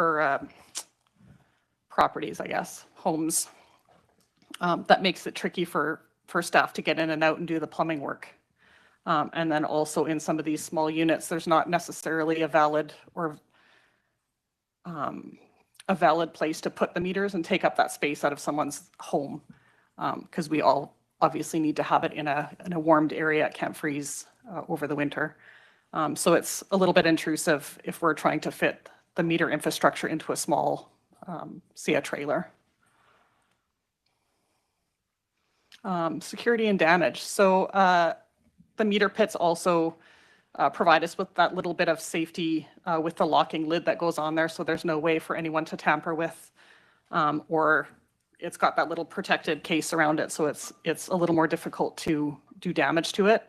There are cases where there's unauthorized bypasses that have been put in place for a variety of reasons. It's not always an intentional thing, but if you have the meters in the house, it's easy for homeowners to install an irrigation system in their property and assume that they can tie into the line running to the house. And if we have the meters in the house, you're missing that entire component of consumption, which is the larger piece that we're concerned with when we talk about water restrictions. And then the other piece of that is that if the meters are in the homes and there's, for any reason, furniture moving, someone trips and falls, there's always that potential that damage can happen with just regular household activities. And it creates a little bit of an issue with liability and repair costs and who's responsible for those, with it being our infrastructure. Our water conservation, we've kind of alluded to this in the leak detection program. So this is just the graph at the bottom there is leak detection was identified on an account in the West Bench, and you can see the large bar on the left-hand side there was a continuous leak that was occurring on a property, which is significant. Each of those bars is a daily reading, and that was water leaking at 60 cubic meters a day, and 1 cubic meter is 1,000 liters. So that's a significant volume of water that's running through a geotechnically hazardous area. So the leak detection provides a really huge value for us in being able to identify that, get a hold of the landowners and make sure that those corrections are made. And you can see that obviously the consumption dropped significantly. There's still a little bit of a leak there, but it's much, much improved from that block of high leak. I don't know what just happened. I don't know what the last slide was. There was questions, and I think there was one more in there. Sorry.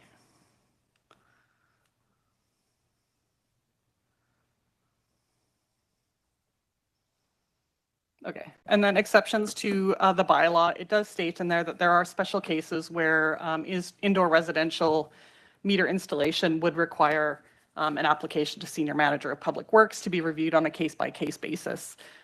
And just to note that for most commercial, industrial, agricultural, and multi-unit properties within the region, we would normally have those meters installed in either a utility structure of some sort or a separate vault that is outside of the main structure or residence of the property. So those are sort of a separate category to regular residential meter installations.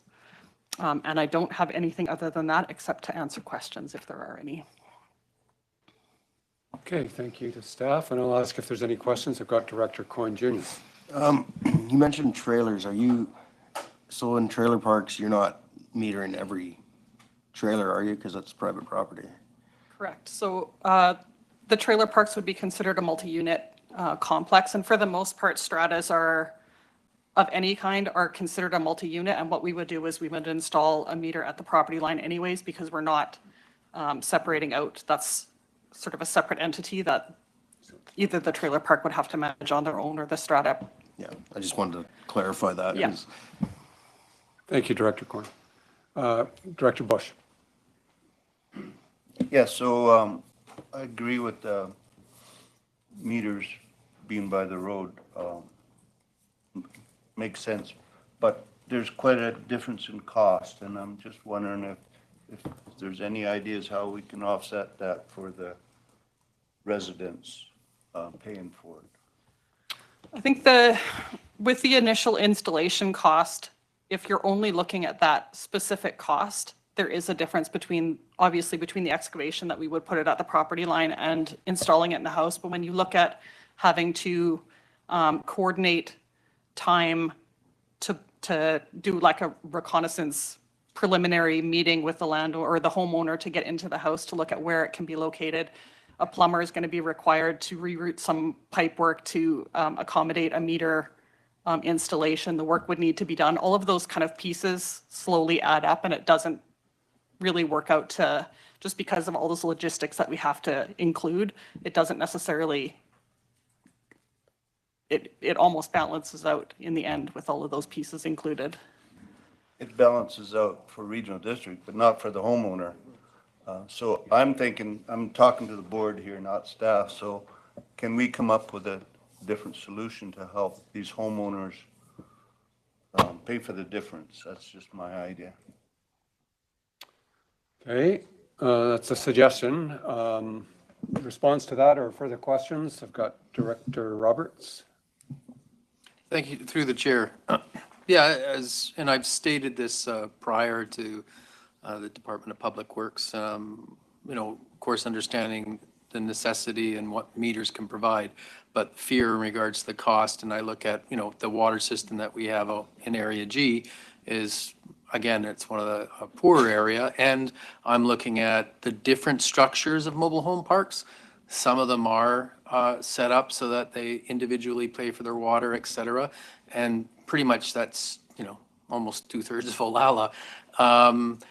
Looking at the costs, and none of these people can bear it. So, I'm looking for, what kind of grants we have that I would proceed forward in Area G would want to go as per being able to get exterior funding for that, just because I know, like we talked, what the market can bear. I can tell you that there's very few people that can bear that price. Thank you. I think that was a comment as opposed to a question, but any further comments? Director Gettens and Director Holmes. Thanks. I just want to confirm that we can use community gas tax for water meter pits. Okay, that's a yes, we can. Director Holmes. In your report, you note there's several hundred agricultural connections. How is it planned to meter those? Staff? So through Naramata, we have the irrigation lines are run on a seasonal basis, so they're shut down over the winter. I don't know if we'd have removable meters on there. It's part of the lines. Yeah, as part of a pilot we did out in Naramata, we do have some above ground meters. They're in a box and they get blown out with the services. So, and they sit above the ground and they're active right now. So that would probably be what we would do in the case of the irrigation connections that we turn on and off each year. Thank you. Just comment from myself. I do read that there is section 7.1 that allows for a defined exemption. And OK Falls has 1,400 out of 3,500 homes.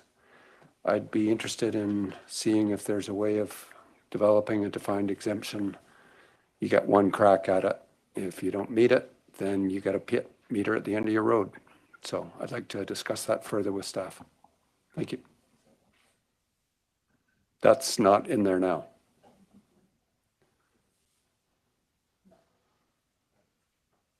Okay. You guys got an answer for me? Staff's going to add that. Okay, thank you. Director Coyne, Senior? Yeah, I guess this is probably for Lisa. When would you be anticipating going to Missoula with that? Staff? Thank you, Chair. We're not anticipating going to Missoula for quite some time. It's probably the lowest on our priority, excuse me, just because it is mostly secondary homes. So. Because I can't even imagine the difficulties hooking up meters out there. You have to find the lines first. So it'll be very challenging. Director Gettens. Thank you. So can we just confirm through the chair, what is the priority of the communities, and then how this, I know we've already had that looked, but has any changes been made to the priority list that we saw earlier or later last year, I guess it was?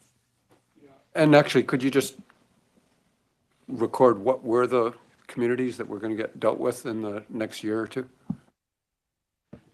So the list hasn't changed from what we presented in November. The top three priorities were Falder, Willowbrook, and Olalla were the top three in our priority listing. We haven't revisited that as far as, I guess, we haven't solidified the implementation plan for the metering for the region as a whole, so there's still wiggle room to initiate the metering across the region. Yeah, I want to just question, I know Director Knodel, I thought he had asked for Willowbrook to be removed from that list. Maybe I have that wrong. So the priority listing that we have is based on operational concerns that we have. That doesn't necessarily match the same priority listing for directors independently. Okay, he raised it at the board table. So I'm not sure where your priorities and the board's priorities align. Yeah, it's different in the budget as opposed to what's in our priority based on operational factors and what went into the budget. Willowbrook was delayed, yes, at his request. Thanks, staff. Okay, any further comments or questions? Personally, I look forward to working with staff. Thanks, appreciate it. And I guess I'll take a motion to adjourn. Moved, seconded. All those in favor? All right. Thank you, Director Taylor. We will break for lunch.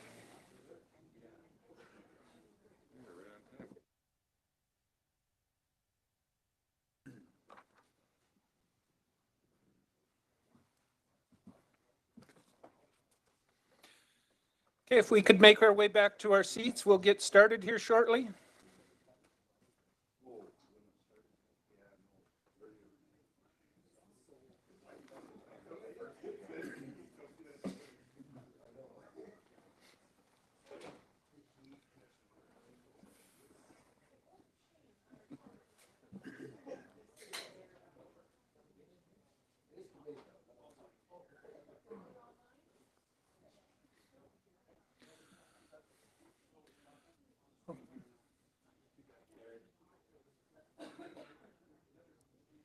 Okay, we will get started. It's 1 o'clock. I'll turn it over to Director Roberts to do the Protective Services Committee. I'd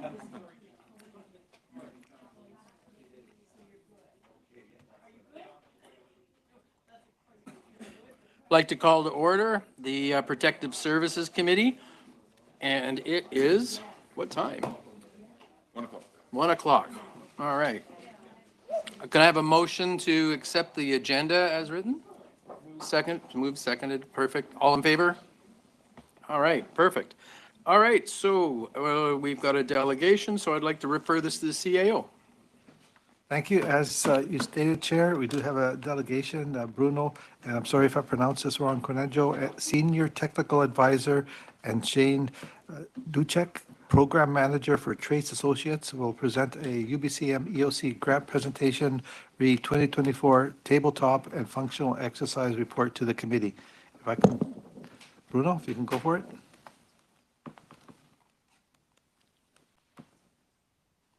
Thank you so much. I believe actually Shane's going to do the presentation. I'm going to hand it over to him. Yeah. Thank you all. Hopefully everybody can hear me and see me here on that. I'm going to... Yeah, we can. Okay, perfect. Going to share my screen here.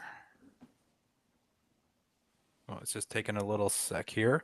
But I just, while it's coming up here, I just wanted to thank everybody and allowing us this opportunity to talk through our EOC tabletop exercise that we completed for RDOS and the partnering communities over this summer on that. Let's just see here. What's this going on here?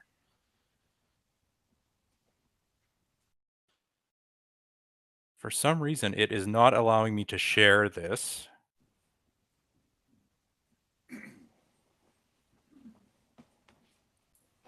Bruno, are you able to share on your screen by chance? It's just sitting and spinning for me. I'm going to try it right now. Give me 1 second. Sure.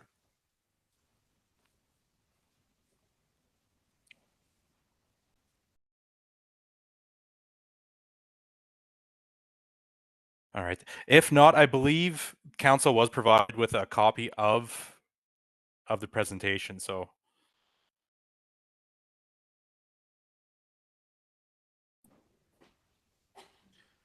I got no attachments.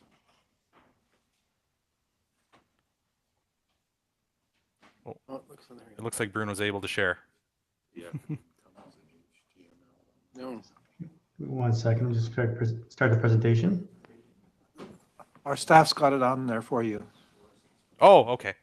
Okay. We've got it up here now. Perfect. Okay. All right.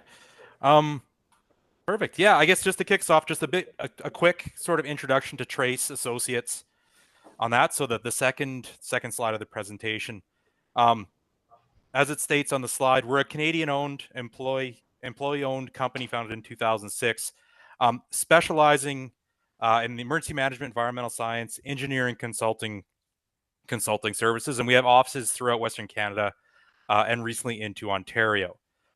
Bruno and myself are part of the newly coined organizational resilience team, which encompasses emergency management, business continuity, health and safety consulting, and management consulting services on that. So we bring all that experience to the table. If we want to hop to the next. So I realize, we've got a pretty limited time here, but to give you the intent of today and the next 15-20 minutes is a brief overview of the project we completed for RDOS and the partners,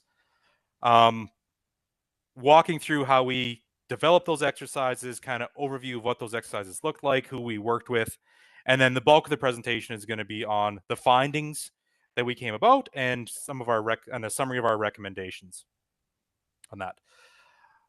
So kind of big summary of what the project was. So Bruno and myself and a counterpart of ours, Peter May, assisted the RDOS and the communities of Penticton, Summerland, and Caramios in the development of tabletop and functional exercises on that. So a half-day tabletop exercise was completed with Penticton, Caramios, and Summerland, giving them the opportunity to test and validate components of their emergency response and recovery plan.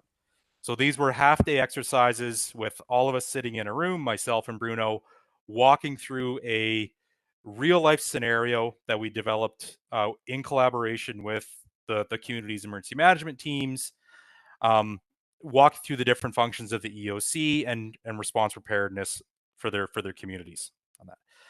And then we all came together in what is called the functional exercise. So all of us in a room in Princeton for a full day, 8-hour exercise that started in the morning with the municipalities in their own separate rooms of the Seaside Resort, dealing with a local emergency, and then coming together as a region in the afternoon to see how they're going to accommodate and work through the incident as it progressed on that.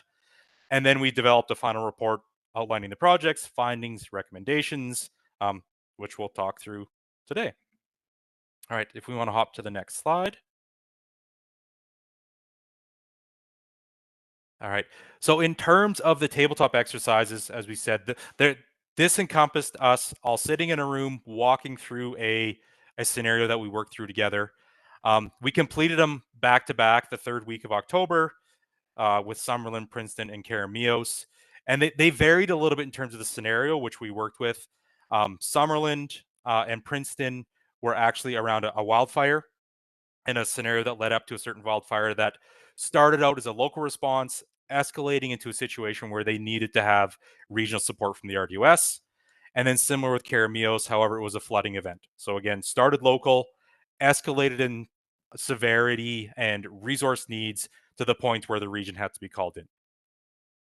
With the functional exercise, as I stated prior, all in the same room in this situation on December 3rd at the Princeton Seaside Resort. Again, but with this one, we started with an overarching regional event.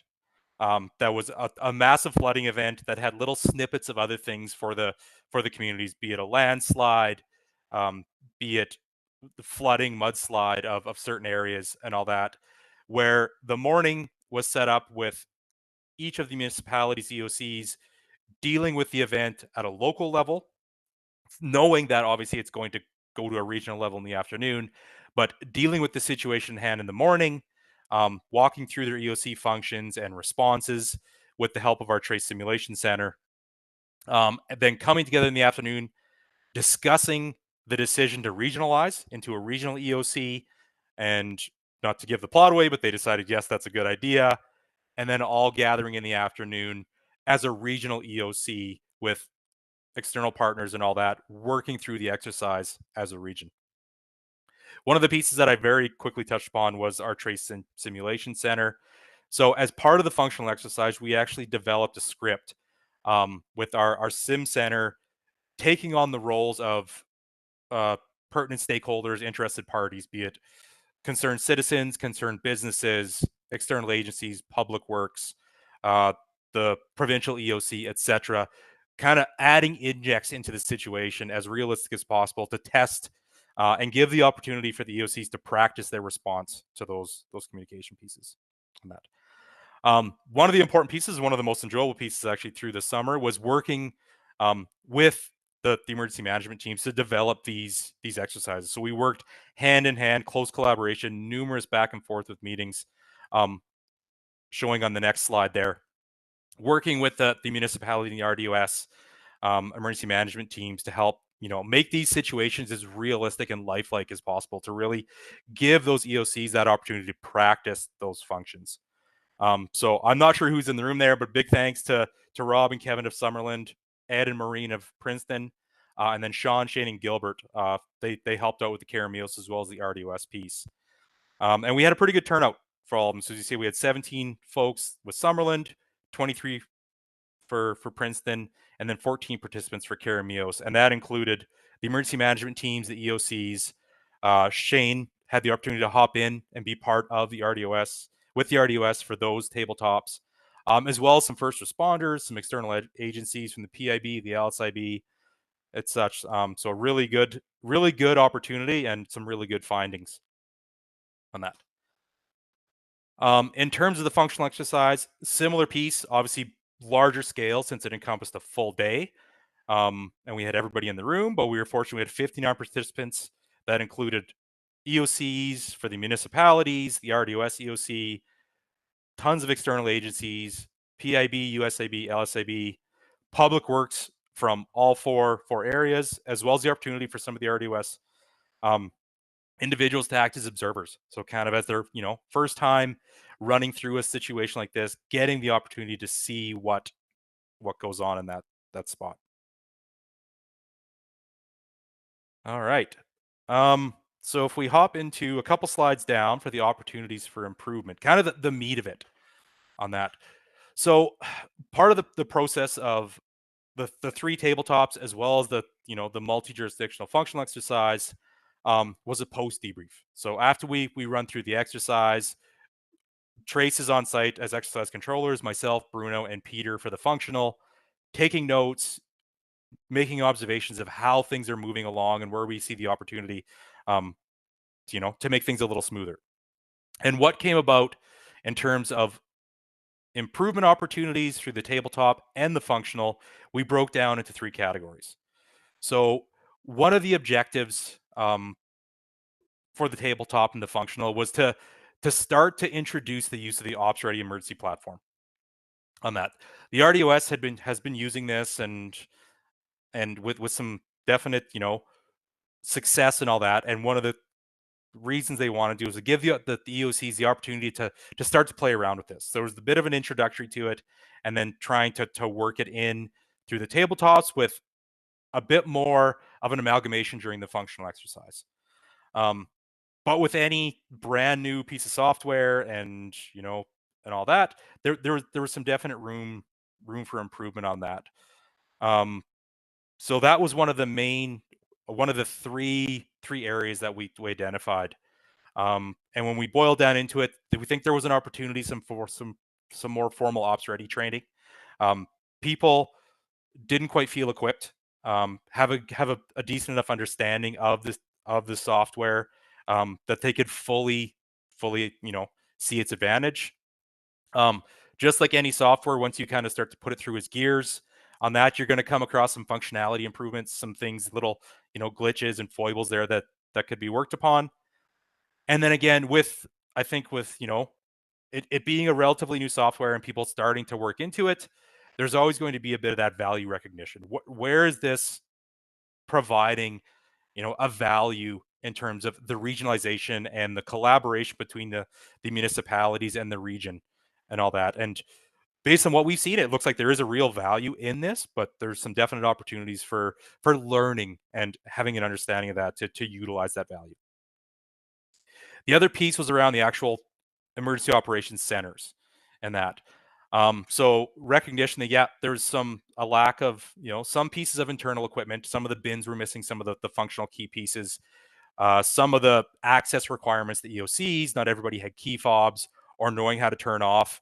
And if alarm is going off, that sort of information wasn't readily available for that, as well as some of the emergency management plans were missing some of the key resource pieces. So who to call, who has what resources from what municipality within the region, etc., would be really well laid out. Another kind of key piece around that is around this organizational resilience and span of control. So much like most municipalities that Bruno and I and that the team work through, you're spread thin. A lot of these individuals are doing these EOC roles off the side of their desk. It isn't their main role, outside maybe the fire chiefs and the COs and all that.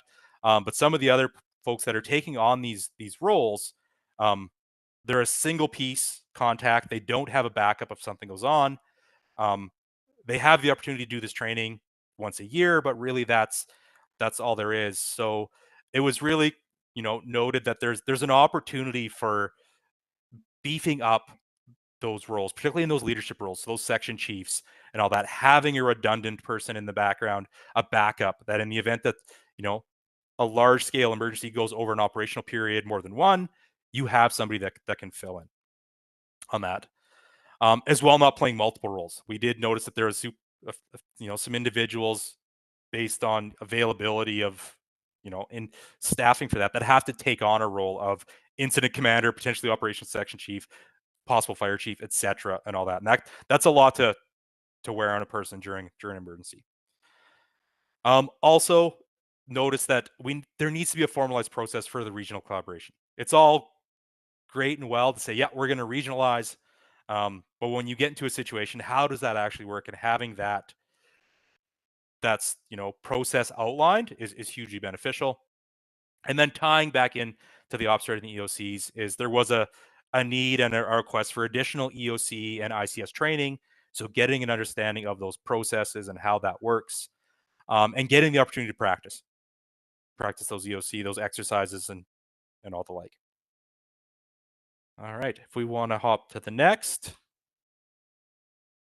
So as part of that, we broke down the recommendations based on the 3 areas that we found. So when it comes to the Ops Ready software, we've recommended to the RDOS that you develop a formalized Ops Ready training and user guide. So something that people have the ability that are coming new into the organization or feel that they need, a refresher on that, can sign up for a formalized course and actually have a guide that outside of the course they can refer back to and all that. And built within that user guide is obviously, working through the value add and how the benefit of using Ops Ready can help with the regionalization and make the collaboration between communities when it comes to regionalization much more streamlined on that.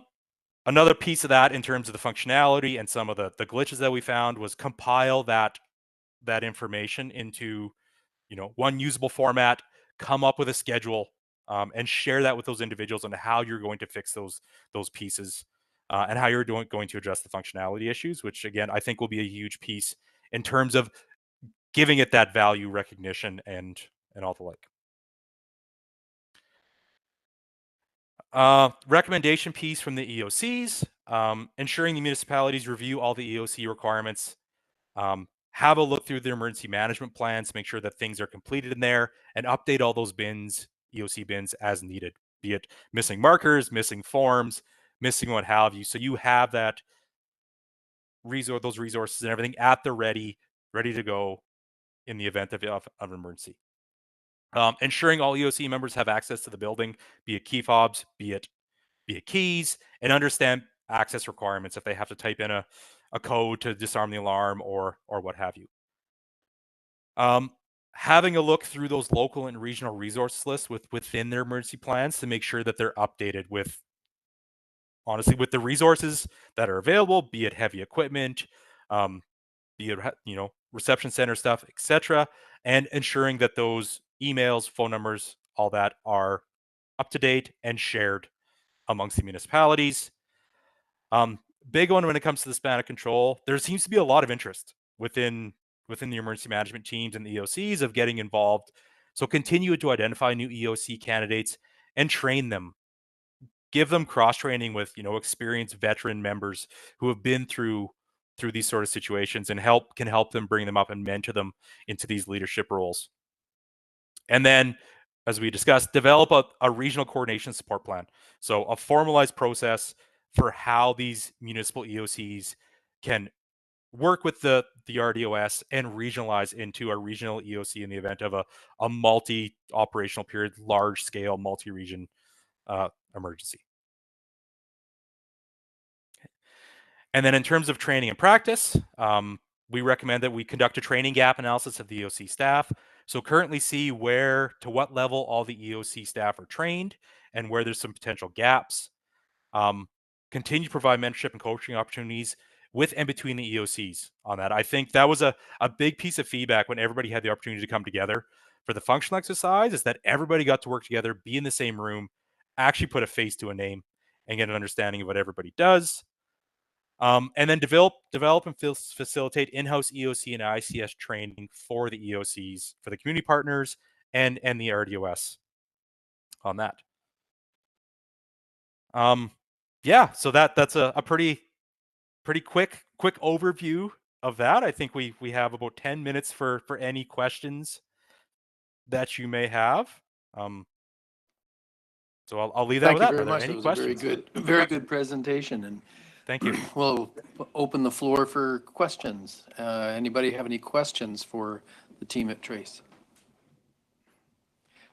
Director Coyne.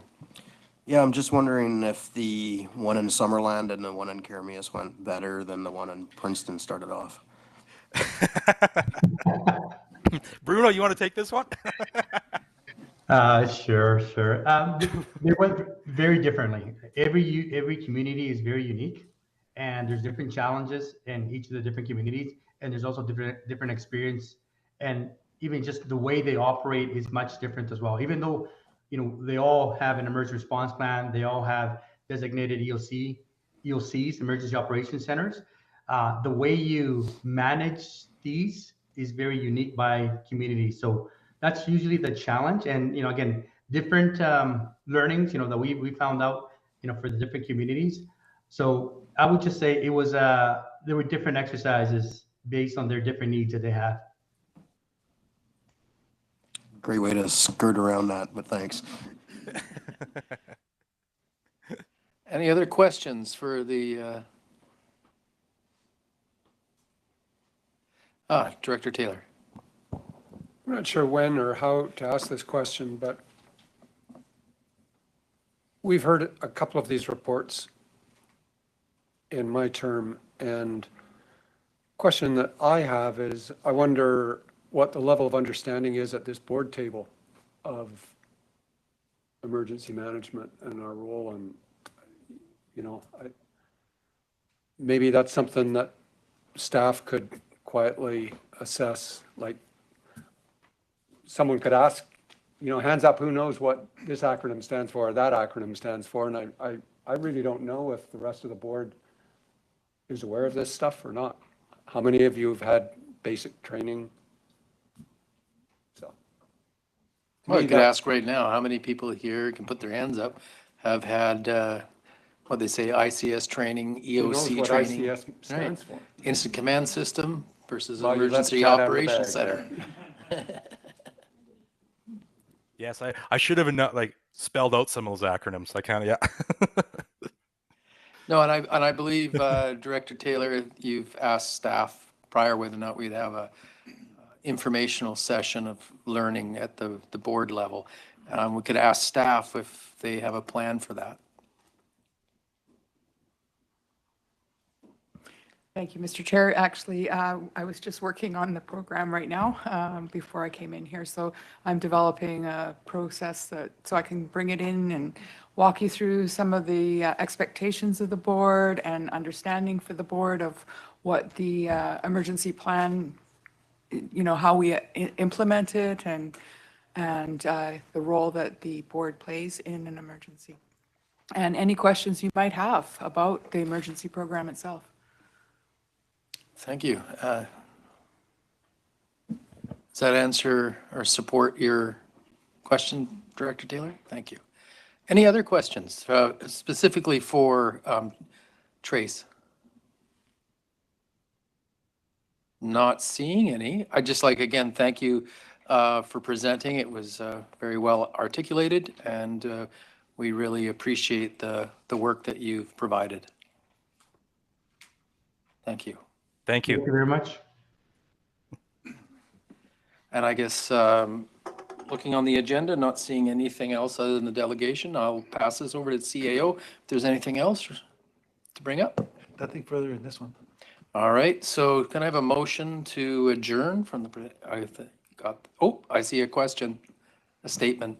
No, I would like to know from staff, a couple things. One, how did you feel this tabletop went? Because I was only at the Princeton one, I wasn't at the other one. And it was, as far as I'm concerned, the beginning of it was a disaster. We get a sheet of paper that explains the entire scenario and everybody's jumping to the end of it. I mean, I'm not knocking the guys that put it on, but I think we could have done this way different. I don't feel that most of us were prepared to go into that event because it was kind of like, I don't know, on our end, it was kind of like, hey, we're going to do a tabletop, everybody show up, and everybody showed up. And then we get presented with this entire scenario and everybody's reading ahead, and you can't judge how the event actually went because, we knew the outcome of the event and everybody was planning for the outcome because it's just human nature. So I don't know what the other ones were like, but that one was terrible. And then I want to know about the was it Ops Ready program? Are we going to do more training? That's an amazing program. Totally 100% to support that. I'll pass that on to staff. So we are currently working on the Ops Ready program to do some improvements with it. We're struggling in some areas, I'll be really frank, and we're trying to get that system more functional for the EOC, but it's a great value to have a system like that in place, and I'm really supportive of it myself. Ops Ready is a digital program that holds all the documentation and some communications skill, like work that you can do between operations and planning and management, et cetera, in the EOC. And it produces a good percentage of our documents, although I am trying to get more and more actually on it because it should be the storehouse of that event, in my opinion. That's the way I would like to see it happen. So we're working towards that. As far as the exercise is concerned, we have been working on developing a training program in-house that will be offered to all the municipalities and First Nations to participate in the training, as well as staff, in the different functions. And they'll be we're doing it functionally. So, and when I say that, that's like, for example, operations section will work together and train together and learn the Ops Ready program together. So that may be 3 or 4 trainings that we do, but and then we would do that for each of the sections within the EOC. There's a lot of changeover, you have new staff coming on board, so there's constant need for training and exercising.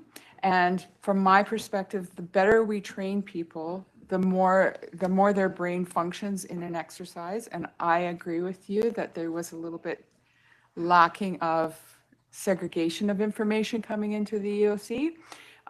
But, it was what I got out of that event when I went to the functional exercise was that building relationships that happened, which I thought was extremely positive and has really taken us again to another level of relationship with the municipal people and the First Nations. So I'm very pleased with that. Follow up from Director. Yeah, I'll agree with you on the relationship building. I didn't hear anybody upset at the end of the day. Everybody seemed to be, they all left happy. And then I didn't make it over to Penticton for that one, but everybody seemed to be, they said it went a lot smoother. And they said that, everybody left with a better relationship than they started with. So I agree there. I'm just concerned. The one we did with Red Dragon, was it the year before or whatever?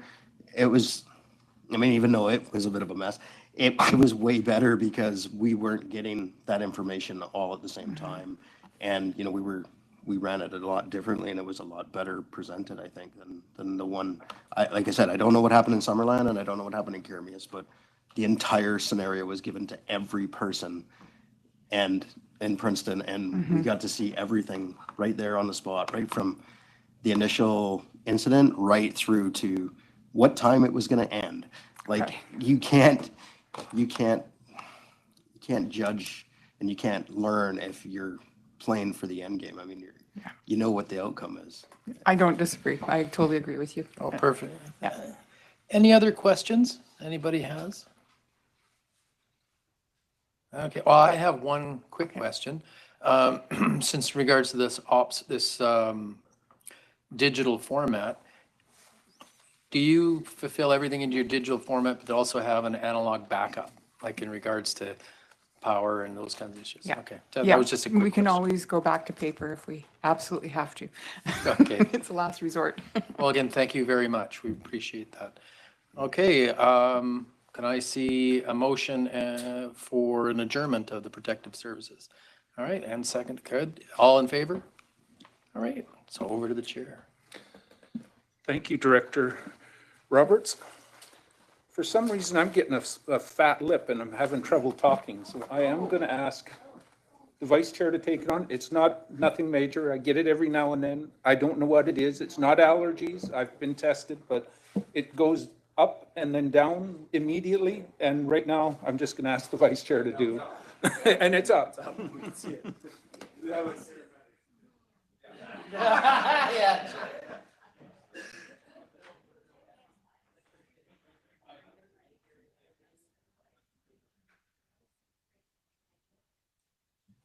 Okay, well, thank you through the chair.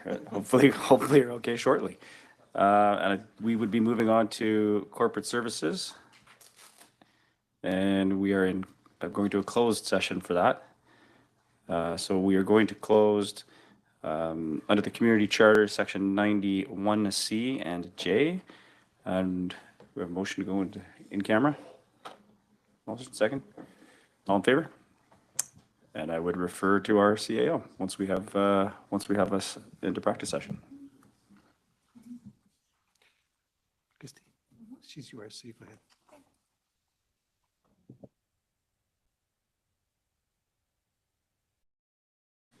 So you, the chair can call for out of in camera and then finish. You good? Sorry, everybody. Just for a moment, we're just catching up here. Thank you. So the second item that was on the in-camera agenda is no longer. It's been moved to the board. So you could call for finish of this meeting. So we're now out of camera, correct? And we are looking for a motion to adjourn that committee. So our second, all in favor? Thank you. Now we had a motion to reconvene and a seconder, and all in favor. Did that. Thank you. And for this, I believe we're just going straight into back in camera, and that in accordance with section 91CE and 2B of the community charter, the board closed the meeting to the public on the basis of labor relations or other employee relations, the acquisition, disposition, or expropriation of land or improvements. If the council considers that disclosure could reasonably be expected to harm the interest of the municipality, and the consideration of information received and held in confidence relating to negotiations between the municipality and a provincial government or federal government or both, or between a provincial government or the federal government or both and a third party. Mover? Seconder? All in favor? Opposed? Thank you. We are, I think we're just waiting now for Adam. Yes, there is. All in favor? Thank you, everybody. Their jackets are on. So for rural guys, do you want to stay or do you want to do it in person? Just make sure you discuss it with staff, what your changes are for the STRs.